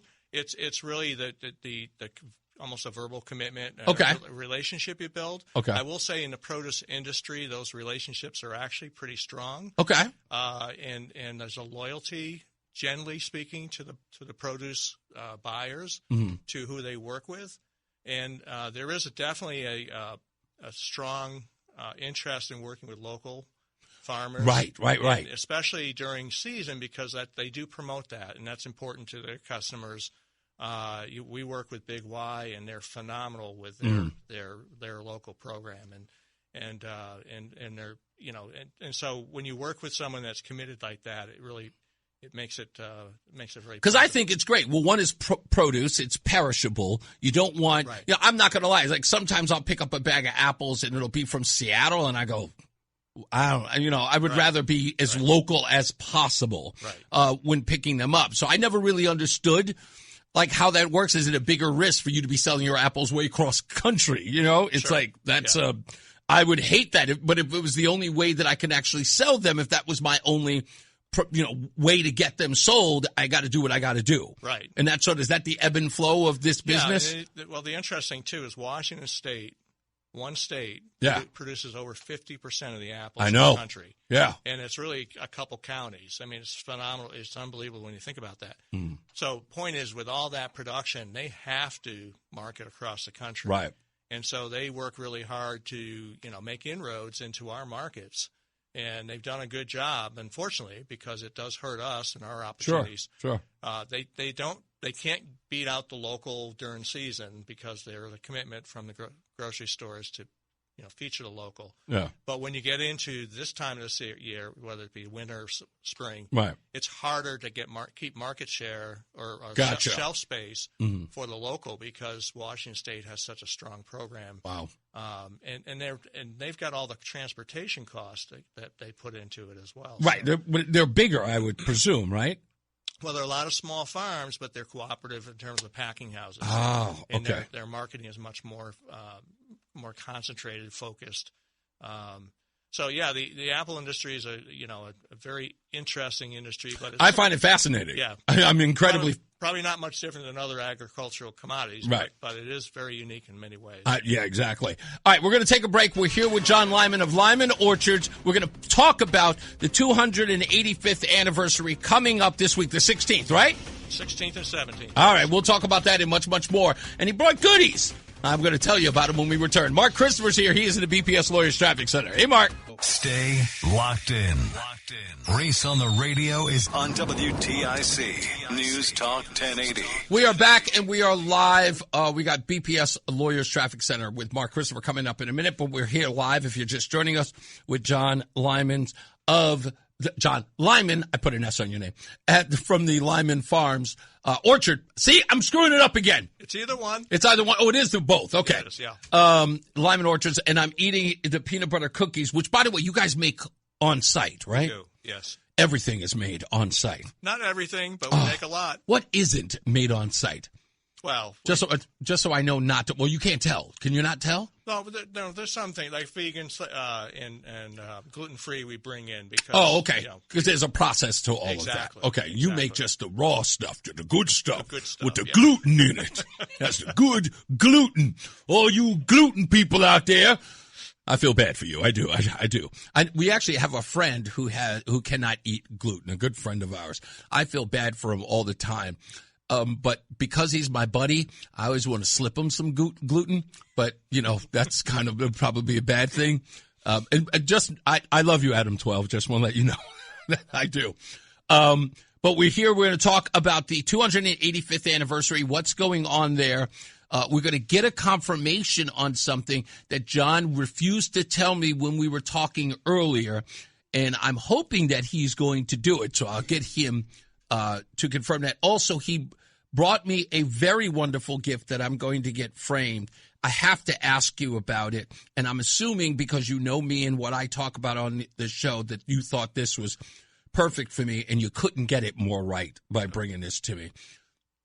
We're going to talk about all of that and much, much more when we return. I just want to say that it is nothing like being told when you get into this town, when Roseanne comes on the air, couldn't have been a week in, and she goes, I want to go apple picking.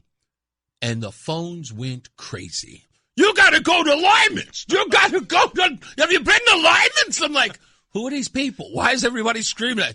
You are well known, and as you said earlier in the last break about how your relationship with the community is so real. Like you support the community supports you. It's such a great back and forth that every time. And it's funny because when we were doing the holiday store, immediately when they told me, hey, John Lyman's going to come and do your show. I was like, where do I know that name from? It's like it was haunting me. I was like, I know that name. And then when it was like, that's the guy who brings the pies, I go, oh, I know that. I was like, why do I know that? I felt like someone had been slipping it in my sleep, in my subconscious.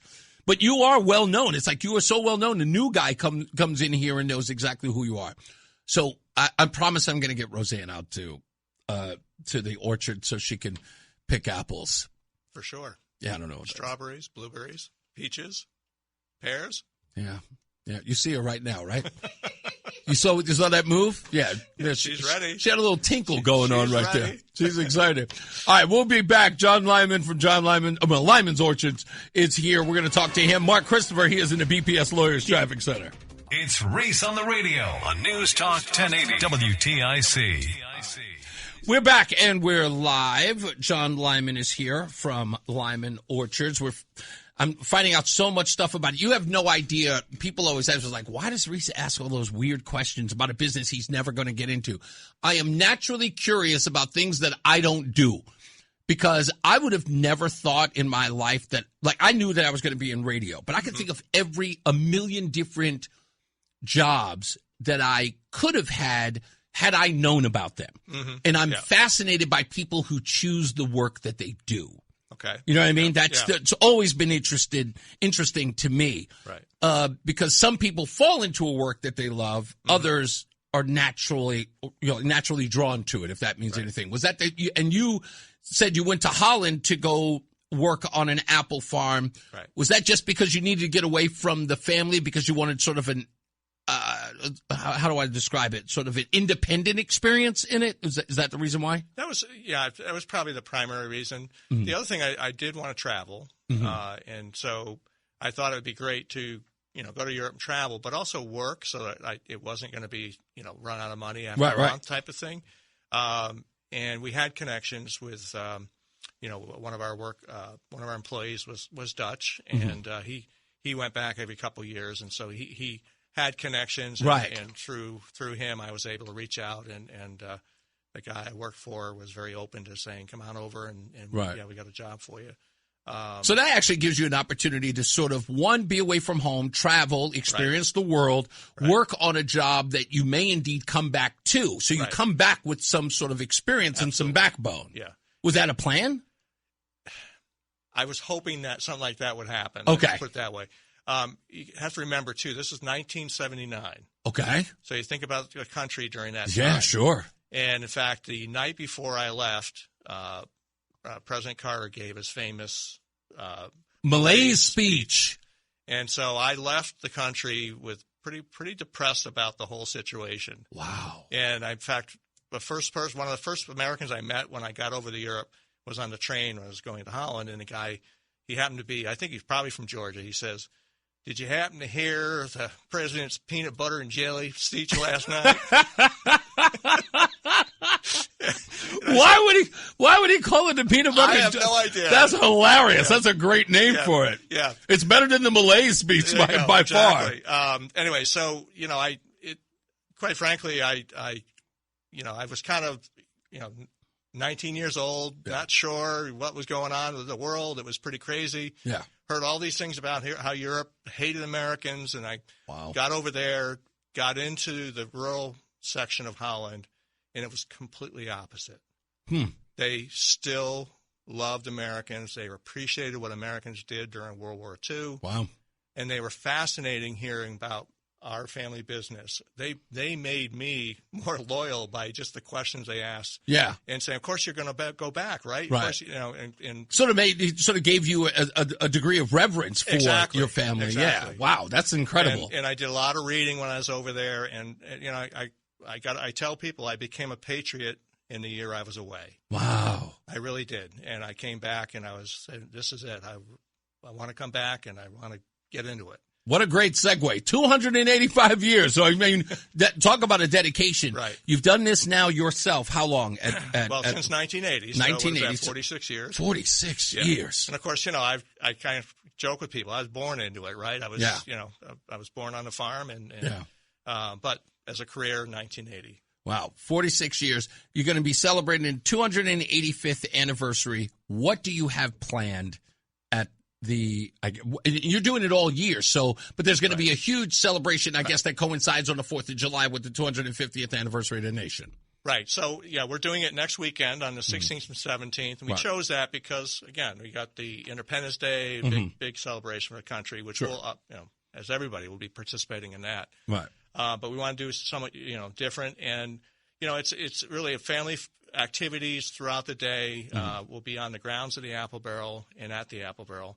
And we're trying to, bring some history in, obviously current and then history as well. Right. So kind of a few neat things. So, some of our more popular items, we'll have a horse-drawn wagon ride going on through the day for the kids. Cool. We do face painting, which is, always popular. Bradley Mountain Farms will be there and have goat cuddling going on, which has become a really popular item. Goat cuddling. Goat cuddling, believe it or not. It's a popular thing. No, Roseanne, you cannot. So go ahead.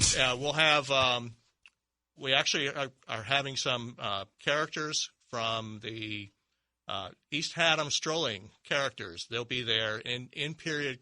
Oh, okay. So sort of reenactments. Reenactments. Okay. And it'll be kind of over the whole 250 years. So you'll have someone kind of in the late 1700s, someone in the 1800s, and someone more toward the early 1900s. This is like Colonial Williamsburg to my wife. She was already loving it. She wants to go. Yeah. It will have music going on during the day. We also have fife and drum on both days. Okay. All right. I guess we're going. Go on. One from Stony Creek and one from Yalesville. So it will have cotillion dancing demonstration with the Glastonbury Square Dance Club. So cotillion, apparently, I don't know this, but I was told that that's kind of what was popular during that time. I've gone to a cotillion once in my life in Florida, so I think I understand it. It's very ballroomy, but you said this is square dancing. Square dancing. Okay, so this is probably very rural. Right. Yeah. Right. That's okay. So it's probably the same deal, but right. more hillbilly. Exactly. I don't know. I don't mean that as a slur. I'm sorry. None taken. No, okay. And we'll have there's basket weaving demonstrations. So again, just trying to bring that element of the the history, sure, history, and so it guaranteed to be a lot of fun. We'll have a good old fashioned pie eating contest each day. So people can go on our website, lymanorchards.com, and see all the various activities going on. I put it right there, lymanorchards.com on the YouTube page, so make sure everybody knew to go there. That's fantastic. It's on May 16th and 17th. Correct. And that is over the weekend. That's right. And what are the hours, actually? It's 10 a.m. to 3 p.m., and there'll be obviously events throughout that period. Right. Okay. So 10 a.m. to 3 p.m. We're going to have to get up early, sweetheart, to go. You definitely. Okay, fine. I guess I know we're going. So who do I have to talk to when I get there? Do I just say, hey, Reese on the radio? What's the cover? You just go and enjoy yourself. You don't have to. You can be incognito if you want. Okay, I will be incognito, but I will definitely wear my new Lyman Orchards hat. It looks perfect, by the way. Thank you. It did. It fit perfect. I didn't even have to adjust it. It went right on. You brought me something which, aside from the peanut butter cookies, which, by the way, are to die for. I love them. You also brought the little, I don't want to call them what the corporation calls them, but what do you call the little round things? Those right there. Oh, the cinnamon cider donut holes. Okay, the donut holes. Donut holes. By the way, I had these during, I was sneaking a lot of them, during the holiday store in Glastonbury. I almost ate the whole thing. Yeah. But the peanut butter cookies, I love them. And hold on. I got to put this up on screen because I'm not going to lie. The last time I had one of these pies, this one's strawberry rhubarb. And I'm going to tell you right to your face. So you gave us one of these pies. Mm-hmm. We took them home. Mm-hmm. And I couldn't find a knife. Oh, no. And I ate it with my hands. And it was so worth it. I was like one of the little rascals who had stolen a pie off someone's. It was absolutely despicable and very gluttonous, but it was so worth it. And this thing weighs a ton. It's full of fruit. It is really full of fruit, and it is so worth it. So thank you. But most important, you brought me this. And, John, I'm assuming, do you listen to the show at all? I do. You do? Yeah. You brought me this, and instead of having me explain it, because it says here, William Lyman, this is Jazz T. Dickinson, David Lyman, Marvin Thomas, Russell E. Bailey, Alfred M. Bailey, and the Middlefield Society, October 29th, 1850. Please tell everybody what this is that you just handed me. Sure. So in 1850, Congress passed the Fugitive Slave Law. And what basically that meant was it was required that if there was a slave that you encountered that was trying to escape, it was your obligation to turn them back to the government. And these farmers, many of which were from your family, wrote this letter, open letter to the Middletown Sentinel at the time. It was a precursor to the Middletown Press, and they openly defied that law. And told them we will. And told them they will. And they said, we understand the consequence of this action, but we're still willing to do it. Wow. And they talk about man's law and they talk about God's law. And they said that man's law cannot override God's law. And this was a very, very beautiful gesture to bring here. I call my faithful listeners the scallywags, Yeah. And you know what that means. Yeah. And this is probably, one of the greatest things that you give me. I know it's just a poster, but I'm going to have this framed immediately. This is, it's an honor to have and for you to bring this to me. Understanding what I do and what I talk about on this show. Mm-hmm. This just, you get me. That's all I can say. You get me. Yeah. And I really, really appreciate you knowing that and understanding this program and what I stand for here. Yeah. And that's why we support you. And you don't need my support. WTIC has got your back. But I'm new to this game, and I hope that, we can definitely develop a friendship in the future. Whenever you need, please just call on Reese on the radio. Yeah. And again, I appreciate this. Sweetheart, take this before I ruin it. I might get emotional on it. But that's that's a testament to your family and the integrity that your family has. And I really, really do appreciate that. What, if you don't mind my asking, is it because you understand this show that you thought just like Reese would really enjoy this? I think so, yeah. Yeah. Okay. I mean, it's just, you're talking about the history, and it's something obviously the family's very proud of. And and it's not just the Lyman. It shows the courage of citizens. It's who we are.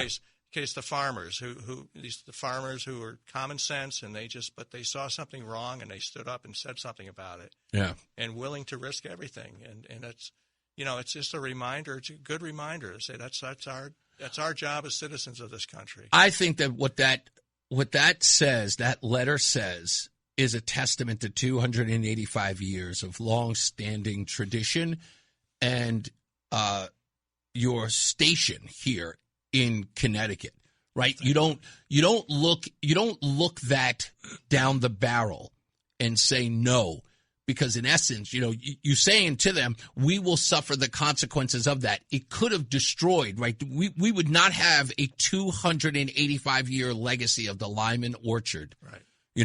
If they had turned around and said, well, you're no longer going to exist if you don't obey the law. Right. You did it on principle. Right. And because of that, I think God gave you the 285 years that you have, because, and again, you even say that, they put their faith in God and God's law, and God does reward. And always does. No question. And it's a beautiful thing. I don't even know what else to say to you, because I can ramble on all day. The golf course. This is important. Yes. I've never asked you about the golf course because I never had time, but I'm happy to have you here so I can understand this. The golf course, of course, it is 18, right? 18 holes? It's 45 holes. What? Yeah. Yeah, I didn't know all that. You got 45. We got two 18-hole courses, and we have a 9-hole. It's a short course. It's a par 29. Okay. So, everyone asks, well, how did golf and orchards work, right? How did you get into that? And, we were dairy farmers as well as orchards before. Mm-hmm. We got out of the dairy business, had all this land, and, decided not first our idea. We had a group of businessmen from Middletown approach us, wanted to buy or lease the land. We actually leased the land to them. They actually had to design the course, but they couldn't raise the funds needed. They wanted to do a private course, and they couldn't raise the money needed to do it. Right. But the idea had been planted, and my dad was very open to that, being creative in how to use the land. It was open space use, really. Yeah. And that's the connection. It's how you use your land productively, whether it be growing fruit or whether it be, in this case, golf courses.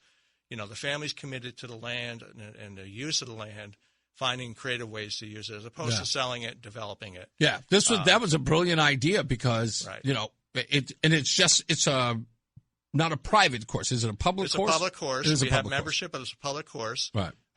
Daily fee, and it's Robert Trent Jones design for one of the courses, and then Gary Player for the other course. I also hear. Wait a minute. Somebody just sent me a text, or at least somebody in the chat room. Someone else helped design this course. Who am I thinking of? Maybe I'm wrong. Give me a second here. I have to look here. Someone mentioned, I can't remember who it was, but somebody said the course had been designed by a famous golfer, and for the goodness, I can't remember. I remembered. I said to myself, remember who that is, and asked John about it. And now I've seemed to lost it. I'm going there. They might be referring to the Gary Player design course. Gary Player is obviously a golfer. Okay. Famous golfer, part of the Big Three during the 60s. But it wasn't Gary. No, it definitely wasn't him. And goodness gracious, I cannot believe that I lost my place. The person said that there was someone else who had designed, I guess, a course. Oh, there it is. Sorry. It says Lyman Orchards Golf Club. The Lyman Orchard Golf Course was designed with input from Lee Trevino? Is that factual, or do you not know? No, that's not correct. Okay. That's what it was. I wanted to make sure. All right, we got to take a break. Thank you so much, John. I appreciate you. John Lyman, Lyman Orchards, May 16th. Sorry, May 16th and 17th, 10 to 3. Go there. Go check it out. 285th year anniversary, and I'm sure they're going to be doing something for the 250th on the 4th of July, but he'll be back. We'll talk about that. All right. Mark Christopher, he's in the BPS Lawyers Traffic Center. Thank you, Mark. From politics to news to music to movies and anything above the sun and outer space and beyond, it's Reese on the radio. Damn, he's good. Only on NewsTalk 1080 WTIC. I got to be honest. I'm kind of torn here because I don't know whether or not I should do stupidest thing I read today or to do music news. What would you say, Roseanne? All right, he called it. He called it, I guess. If he says it, we got to do it. It's the stupidest thing I've read today. That's what I was going to say. There it goes. Yes, you do. Stupid as can be. This could very well be the stupidest person on the face of the earth. The stupidest thing I read today, ladies and gentlemen, is the reason why men do not go to the hospital. On August 21st, 2024, William Bryan, 70 years old of Muscle Shoals, Alabama, was on a trip to Florida, and he went to the Ascension Sacred Heart Emerald Coast Hospital with stomach pain. He was sent there to actually get a laparoscopy. Whatever. A laparoscopy? Yes, a laparoscopy splenectomy. I'm sorry, a laparoscopic splenectomy. That's it. The removal of the spleen due to an abnormality. Dr. Thomas Shangnovsky, a 44-year-old general surgeon, removed his liver instead. The liver is significantly larger, located on the opposite side of the body from the spleen. Extremely vital. And serves a completely different function. Removing it caused catastrophic bleeding. The surgeon switched to open the patient, and the patient went into cardiac arrest on the table, and then he died. In a sworn deposition, Dr. Shanknovsky admitted the error, but claimed he couldn't tell the difference because I was so upset, he described. He said, I couldn't tell the difference because I was so upset. I can't explain to you what it was like for the surgeon to lose a patient on a table and how demoralizing it is and how devastating it is. It's a devastating thing which I will have to live with for the rest of my life. And I think about it every single day. He's been stripped of his medical license and now faces second-degree manslaughter charges up to 15 years in prison if convicted. Did he literally blame the victim? Totally. It's your fault for dying because you died and it upset me? Yes, that's it. That's the stupidest thing I read today. You died because your dying affected me. Mark Christopher's in the BPS Lawyers Traffic Center. Hey, Mark. I got nothing. It's Reese on the radio on News Talk 1080 WTIC. I cannot believe I just did that. I played dumb again and completely. Now the darn thing plays straight. Roseanne on the radio is here, and yesterday you went down to Hartford to the court. Yes. For the sentencing of the man who was responsible, who took a plea deal, I presume. Was this a... Nicholas Ricciardi is his name, and he is the... individual who... He is the convicted offender. He was convicted of 3 counts of... hold on, I'm trying to get back to the top here. It wasn't... 3 felony counts and... endangerment? Yes, risk of, here it is. Yeah, risk of injury. Risk of injury to a child. 3 counts. That is a low-level felony. And then 1 count of breach of the peace, which is a misdemeanor. This afforded him the opportunity to take a plea deal. Now, the state of Connecticut allowed this plea deal and does not require this offender to register on the sex offender registry because, according to the state of Connecticut, the lack of penetration through an orifice does not meet the sexual abuse statute. So, because grooming does not exist in the state of Connecticut, anything short of penetrative touching is not considered a crime. The mother of one of these children, Samantha, is trying to fight for legislation. Correct. She said that she's reached out to a couple of state senators, but I don't know that she's getting any traction with them or anybody's calling her back. But I do think it's important. At a minimum, I think it needs to be legislated. We need legislation that clearly defines what grooming is. Right. Thus far, everything in the state of Connecticut is geared toward protecting teachers, protecting the teachers union, protecting the schools.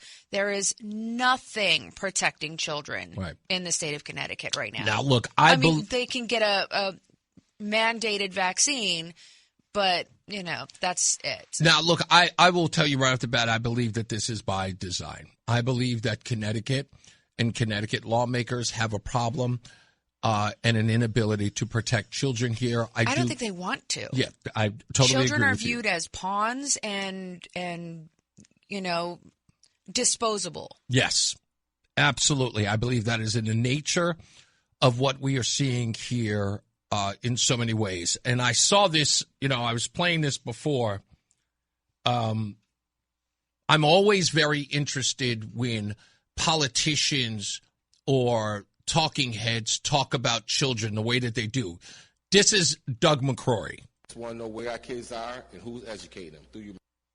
So he said, I want to know where our kids are and who's educating them. I want to know where our kids are and who's educating them through you, Madam President. So Bob Sampson famously was online having this exchange with Doug McCrory, and what he says afterwards is a good point. I want to know where our kids are and who's educating them through you, Madam President.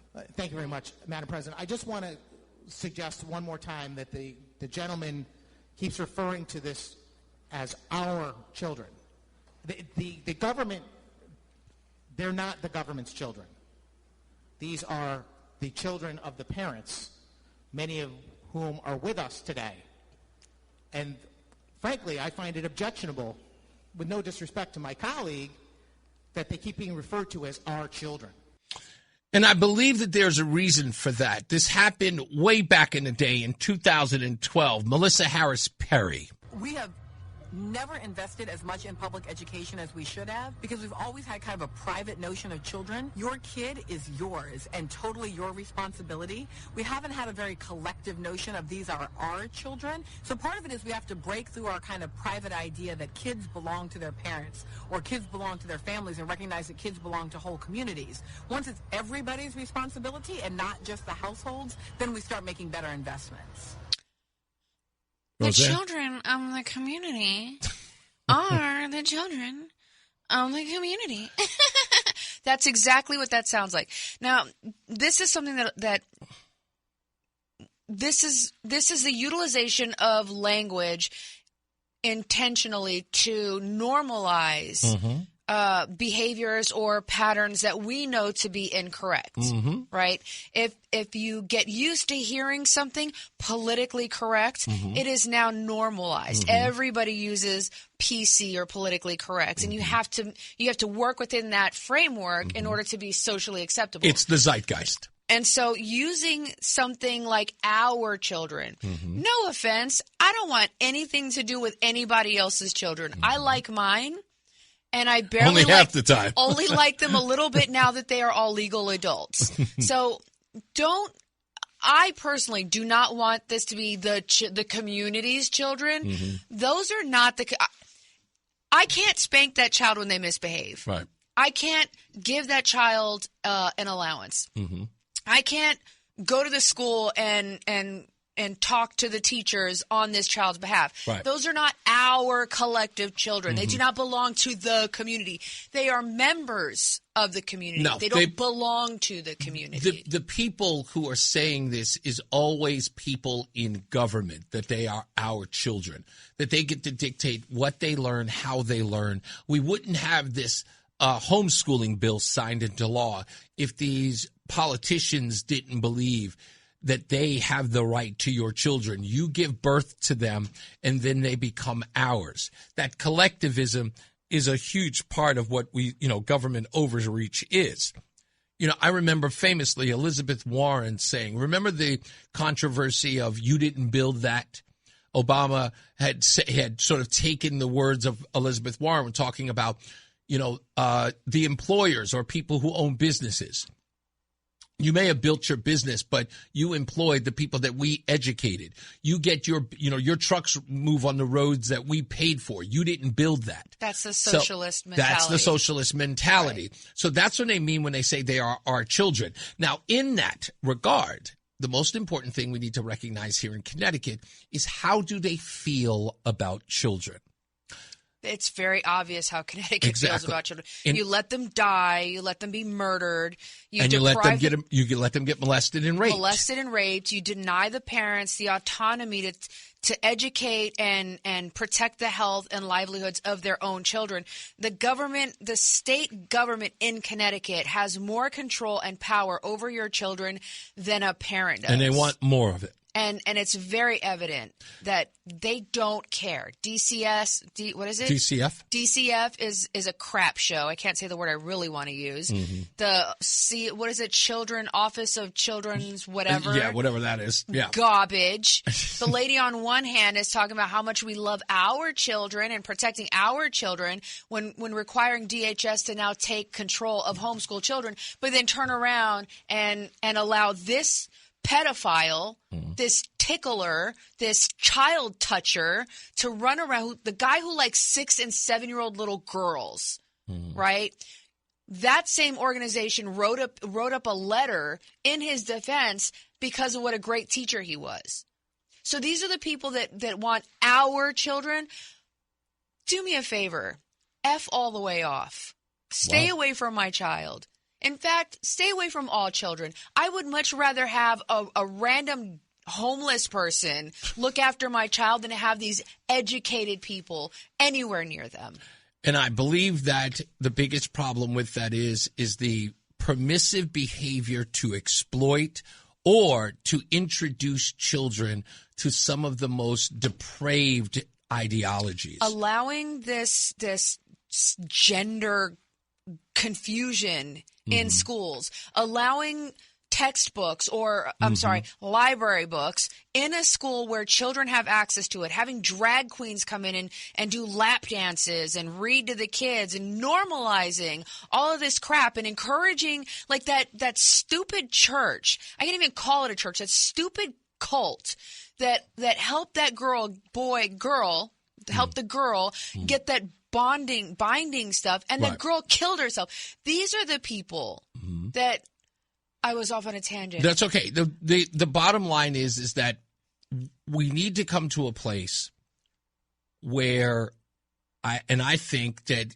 it should be a 100% push by Republicans, by homeschool parents, and by Catholics and Christians in the state to push this legislation to work its darndest to protect children in the state. I'm not having an argument with you about abortion. I'm talking about alive children who are there. And no more this Dick Blumenthal running around holding press conferences about illegal children who are coming into the state who you have no interest in the sex trafficking of those children as they come into the state. We want you to care about, which, by the way, this is a big issue in Connecticut, Senators Chris Murphy and Dick Blumenthal. It is a big issue in the state. The fact that there has been no statement by you or anyone, John Larson, Rosa DeLaura as well, that there's been no statement by you folks talking about DCF, even though now there is an investigation. Oh, by the way, the Waterbury case with the young man who was held captive for 20 years, DCF still, a year later, has not come to a conclusion about that case. The boy is free.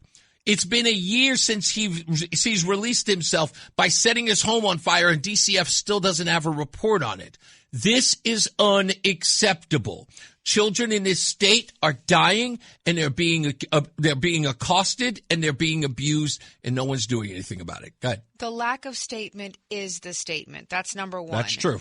The silence is excruciatingly loud. Number two, this is a state that advocates for abortion. Yep.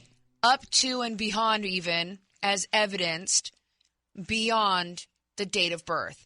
They don't care about children. They're murdering babies. They're allowing the murder of babies. They're allowing the murder of living, breathing, walking, talking, school-aged children. Very true. Connecticut apparently is pro-murder children. Yeah. If they're under 18 years old and preferably black or brown or Asian, go ahead and kill them. Leave the other ones alone. There was a statement released today. Many of you may have been covering the Bright Path situation in Avon, where someone was found on one of their offices or one of their schools or daycare centers in Avon, where the person was caught on film doing unspeakable things to a child that was there. Well, it has been revealed, WFSB just released a story about this, that the individual who has been arrested also worked at other Bright Path's locations. And we have a press release by Bright Path. It reads, "Dear Bright Path families, I am writing to follow up on the earlier information we shared with Bright Path Connecticut families regarding the ongoing situation connected to our Avon Center. We know that there have been some concerns about whether this individual was present at other Bright Path locations. The former employee worked at Avon starting in January of 2022, and the Avon Center was his primary place of employment.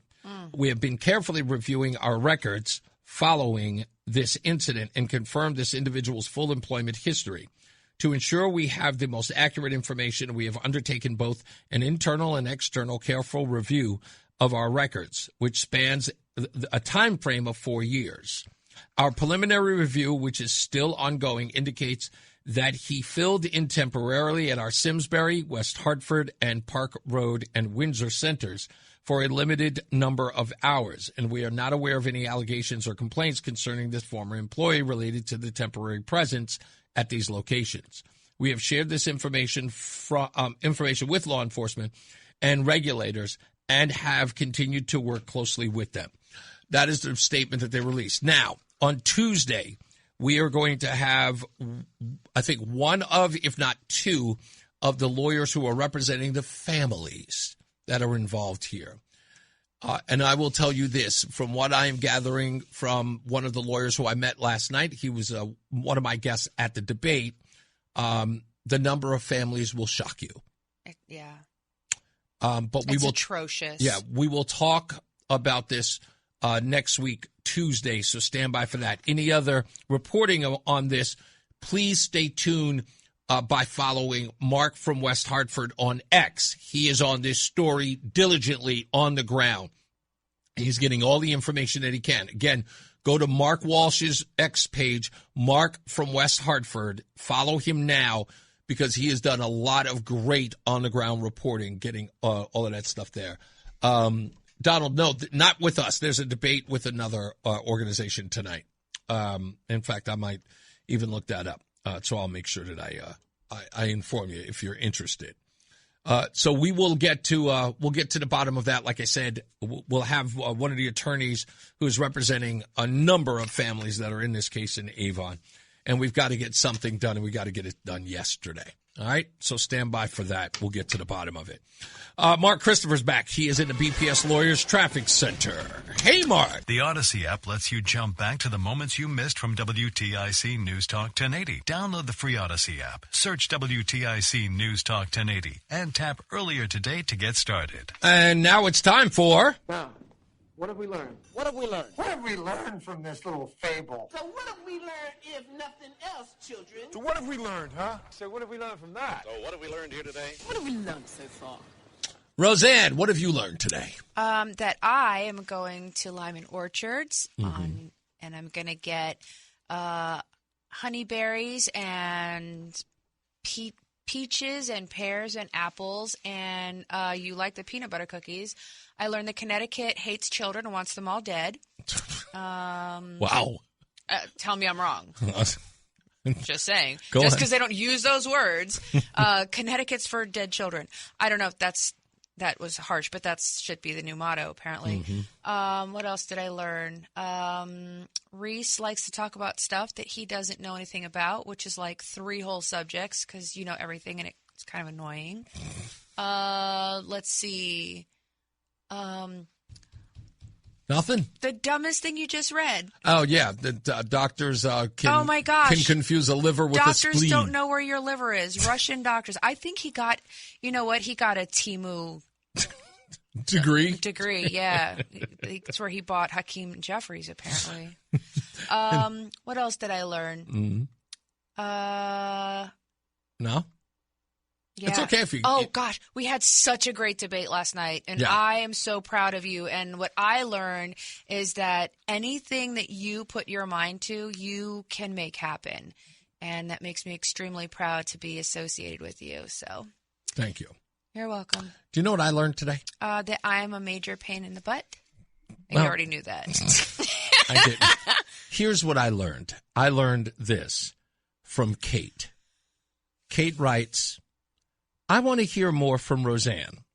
Love her perspective. Suggesting giving Roseanne her own hour during which she only takes calls from female listeners. Never hear enough input, feedback, etc. from women.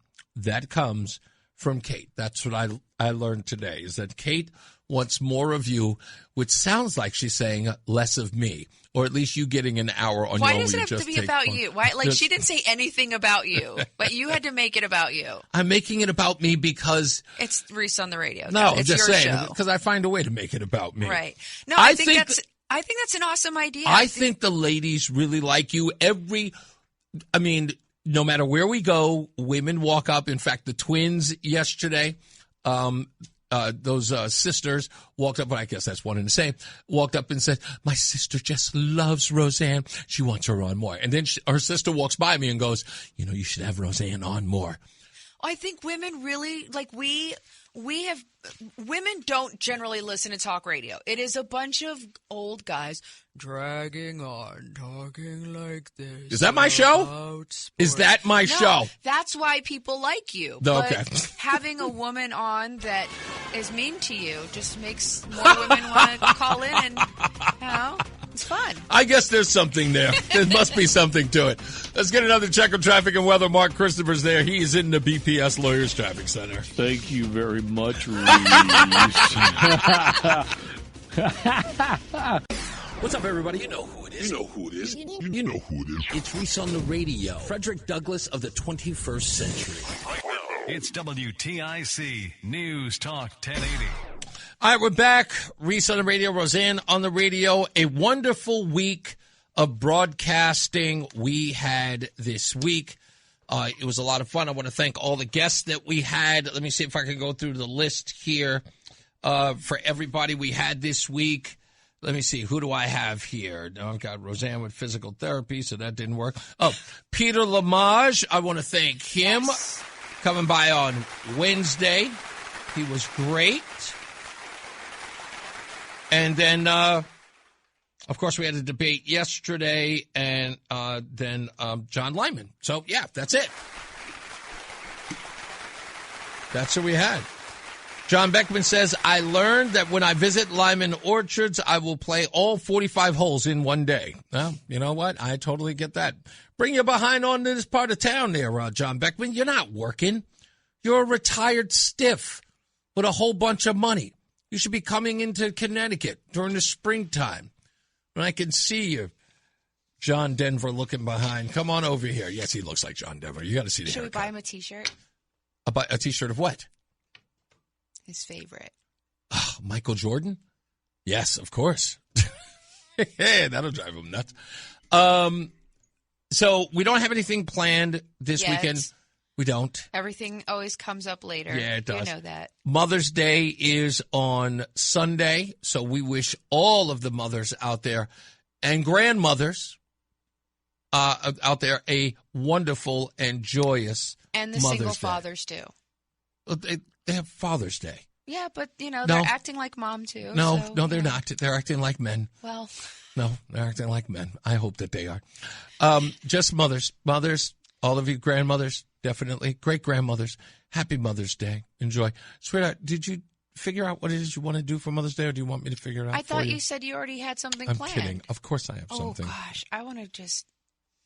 But do you have something like, you know how mothers at a certain age like brunch? What do you mean at a certain age? I'm not saying you're at a certain age. Are you calling me old? No, I'm saying at a certain age they like breakfast. And you know I'm not going to cook it. Because you don't want to ruin it. This I know. Because I want to ruin it. But I could take you to your favorite breakfast spot. I told you what I want. What do you want? A gold bracelet. Yes, you told me that yesterday. Yeah. It was this morning, actually. Oh, it was this morning? Yeah. A gold chain link bracelet. Just a gold, not chain link, just a gold chain bracelet, gold bracelet. Yeah. You know, do you want the one that Joey got for Chandler? No, I do not want a rap star. Yeah, you don't want a rapper's bracelet. No. It's got your name in it. Something feminine and dainty. And dainty, like a tennis bracelet. No, that has diamonds or some sort of stones. And I just want a gold chain. Yeah, that sounds really rap star, very Cardi B. I will find something dainty, right? Very ladylike for Mother's Day. Okay. That's okay. My surprise is going to be stellar anyway. And I don't even know why I'm doing a Mother's Day surprise. I just get you your gift and just give it to you. That's true. You could. Okay, but it's going to be on Mother's Day. I can't do it. You're the worst. I know. You are always the person who likes to give them early. I do. Give me my gift now, and then you can take me to brunch. No, can't do that. No. Unfortunately, I don't have that kind of control. Well, actually, I do have that kind of control is what I meant to say. But you're going to have a fantastic Mother's Day. I know you are. And I hope all of you do as well. So I hope I didn't miss anybody.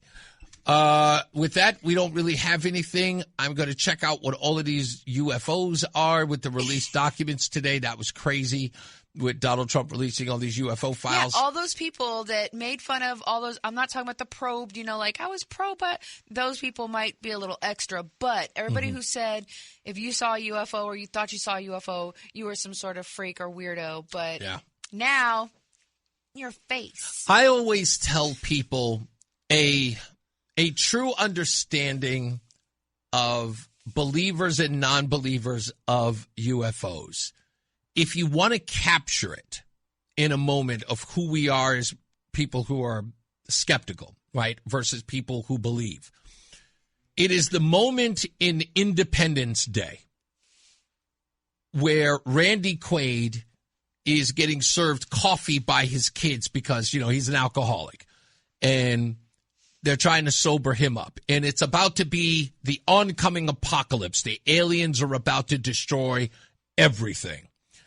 And they're trying to get him sober. And the guy who was in the film, My Bodyguard, I want to say his name is Daniel Baldwin. I want to say that's the actor's name.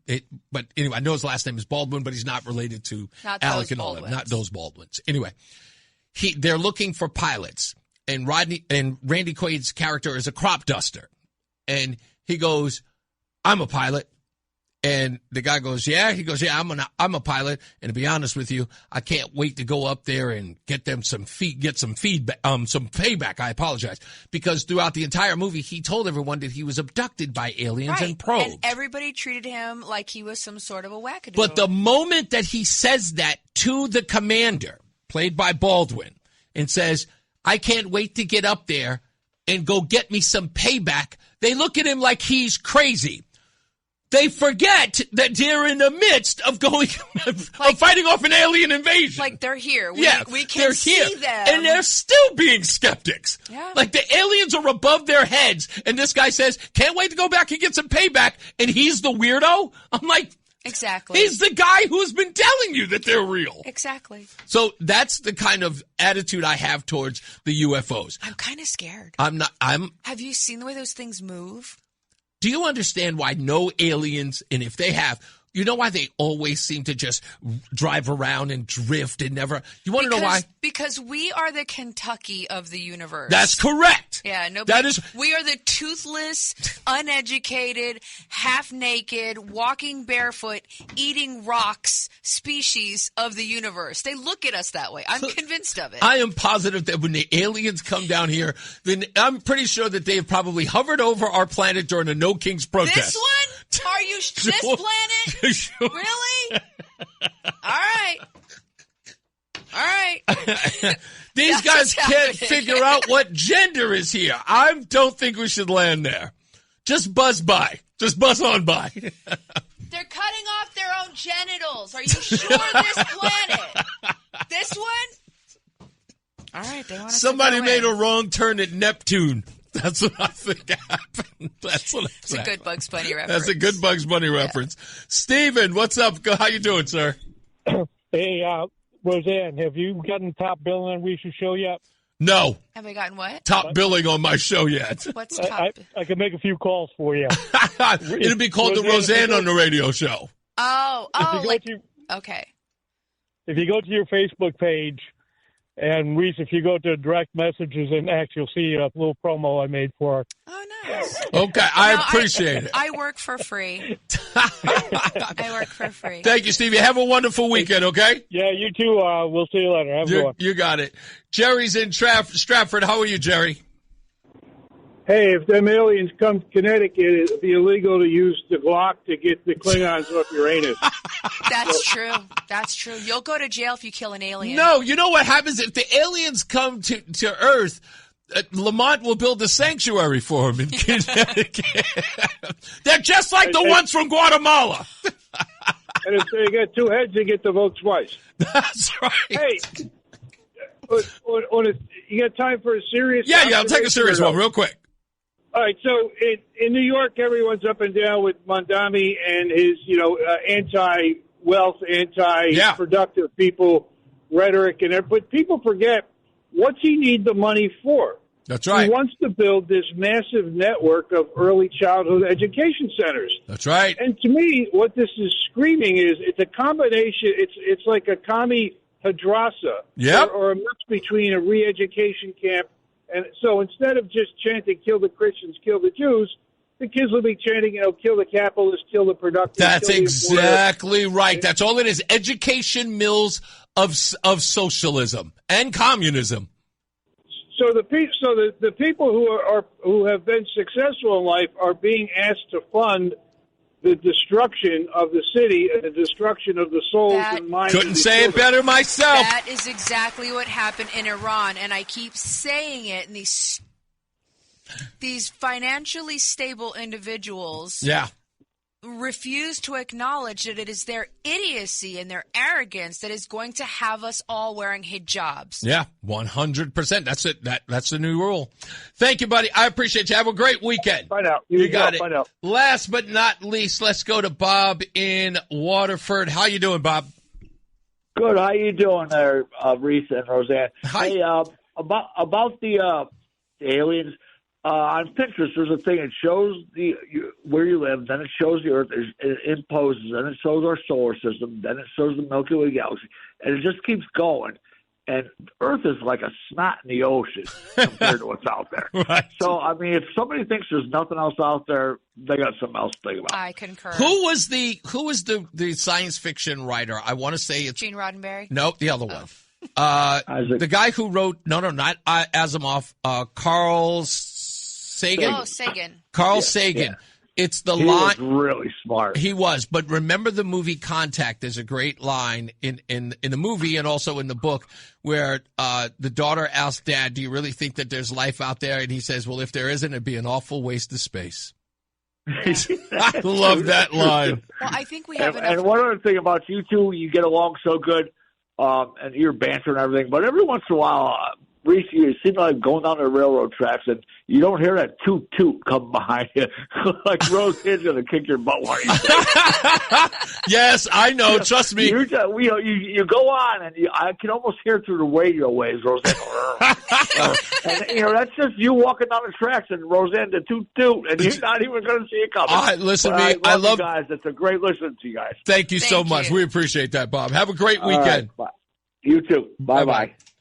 It is awfully arrogant of us as a species to assume we are the only living thing in the universe. Do I believe 100%? I don't know. But until you can show me otherwise, I don't think it's kind of like believing in God, right? And I don't mean to compare God and aliens, but the faith or belief in something that is intangible. Yeah. Until I can be shown evidence that heaven is not real, I will continue to believe in heaven. That's right. You can, or you can take the opposite approach. Right. And that's that's where you are. I choose to believe. Mm-hmm. I love that. John Beckman says, I don't want to wear a hijab. Hijab. Whew, that was really, really awful. I mean, he doesn't have to. Only if you wanted to be like that one woman who was a transgender Islam conformist. Yes, it's that's a thing. Weird one. It is, and then there's like this one white Islam, like blonde hair, blue eyed, and she like talks like this, and then she talks about with a hijab on. Yes, but she's telling Islam that they need to conform and they need to change their ways because being homophobic is inappropriate. That's right. I remember her. Yeah, she was the one who thinks that she's going to convert everyone in Islam. Yeah, she's so stupid. Yeah. Wait till they throw her off a building. No, don't wish that on her. I didn't wish it on her. I'm saying wait till they throw her off. Like the arrogance of these educated. No, she said with air quotes. Elites. That is a pretty arrogant position to say that now, thousands of years. I'm one of you, now do what I say. Thousands of years of Islam, I'm going to change it. Not to mention women are trash in Islam. Blonde hair, blue-eyed women are... assaulted. They hate blonde hair, blue-eyed women. Yeah. But, hey, let her try. Let her try. Everybody's got to have a gift or a dream, Everybody's got to have their hill. Yeah, that's right. That's absolutely. hers. All right, we're going to wrap it up. Roseanne? I'm going to daycare. Yep, Roseanne's going to daycare. Again, I want to thank John Lyman of Lyman Orchards. He brought us a novel, The Children's Children. This is based on the true story of 5 generations of a New England grassroots dynasty, the Lyman family, right there. Roseanne said he won't read that. You won't. Because you'll read it to me. That's okay, why. I'll read it to you. Yeah. That sounds like fun. You'll read it to me like a chapter a night. I will. That would be fun. Yeah? Why not? Look at us getting into an old couple stuff. That sounds fun. Why not? Yeah. You like to read. Do you like reading out loud? No? I like to read silently because I have the pictures, like I see it in my head. I'm more than happy to read to you. Do you like to read to people who fall asleep on you when you read to them? I talk to you until you fall asleep on me. Like I do that on purpose. What do you mean? You talk to me until I fall asleep? Yeah. On purpose? You do it to me a lot. Yeah, I'll be laying there talking to you, and next thing, I'm going, oh, it worked. And then I roll over and play my game on my phone. As I always say, radio is free, so we thank you for paying attention. Remember to keep JC in your hearts and in your mind. Sean Patrick, we love you and we miss you. Remember that panic is not planning, so plan your work and work your plan. Me, I'm Reese on the radio. She is Roseanne on the radio. Say goodnight, Roseanne. Good night, Roseanne. Have a good night and a pleasant tomorrow. Mark Christopher, he's getting you home this weekend.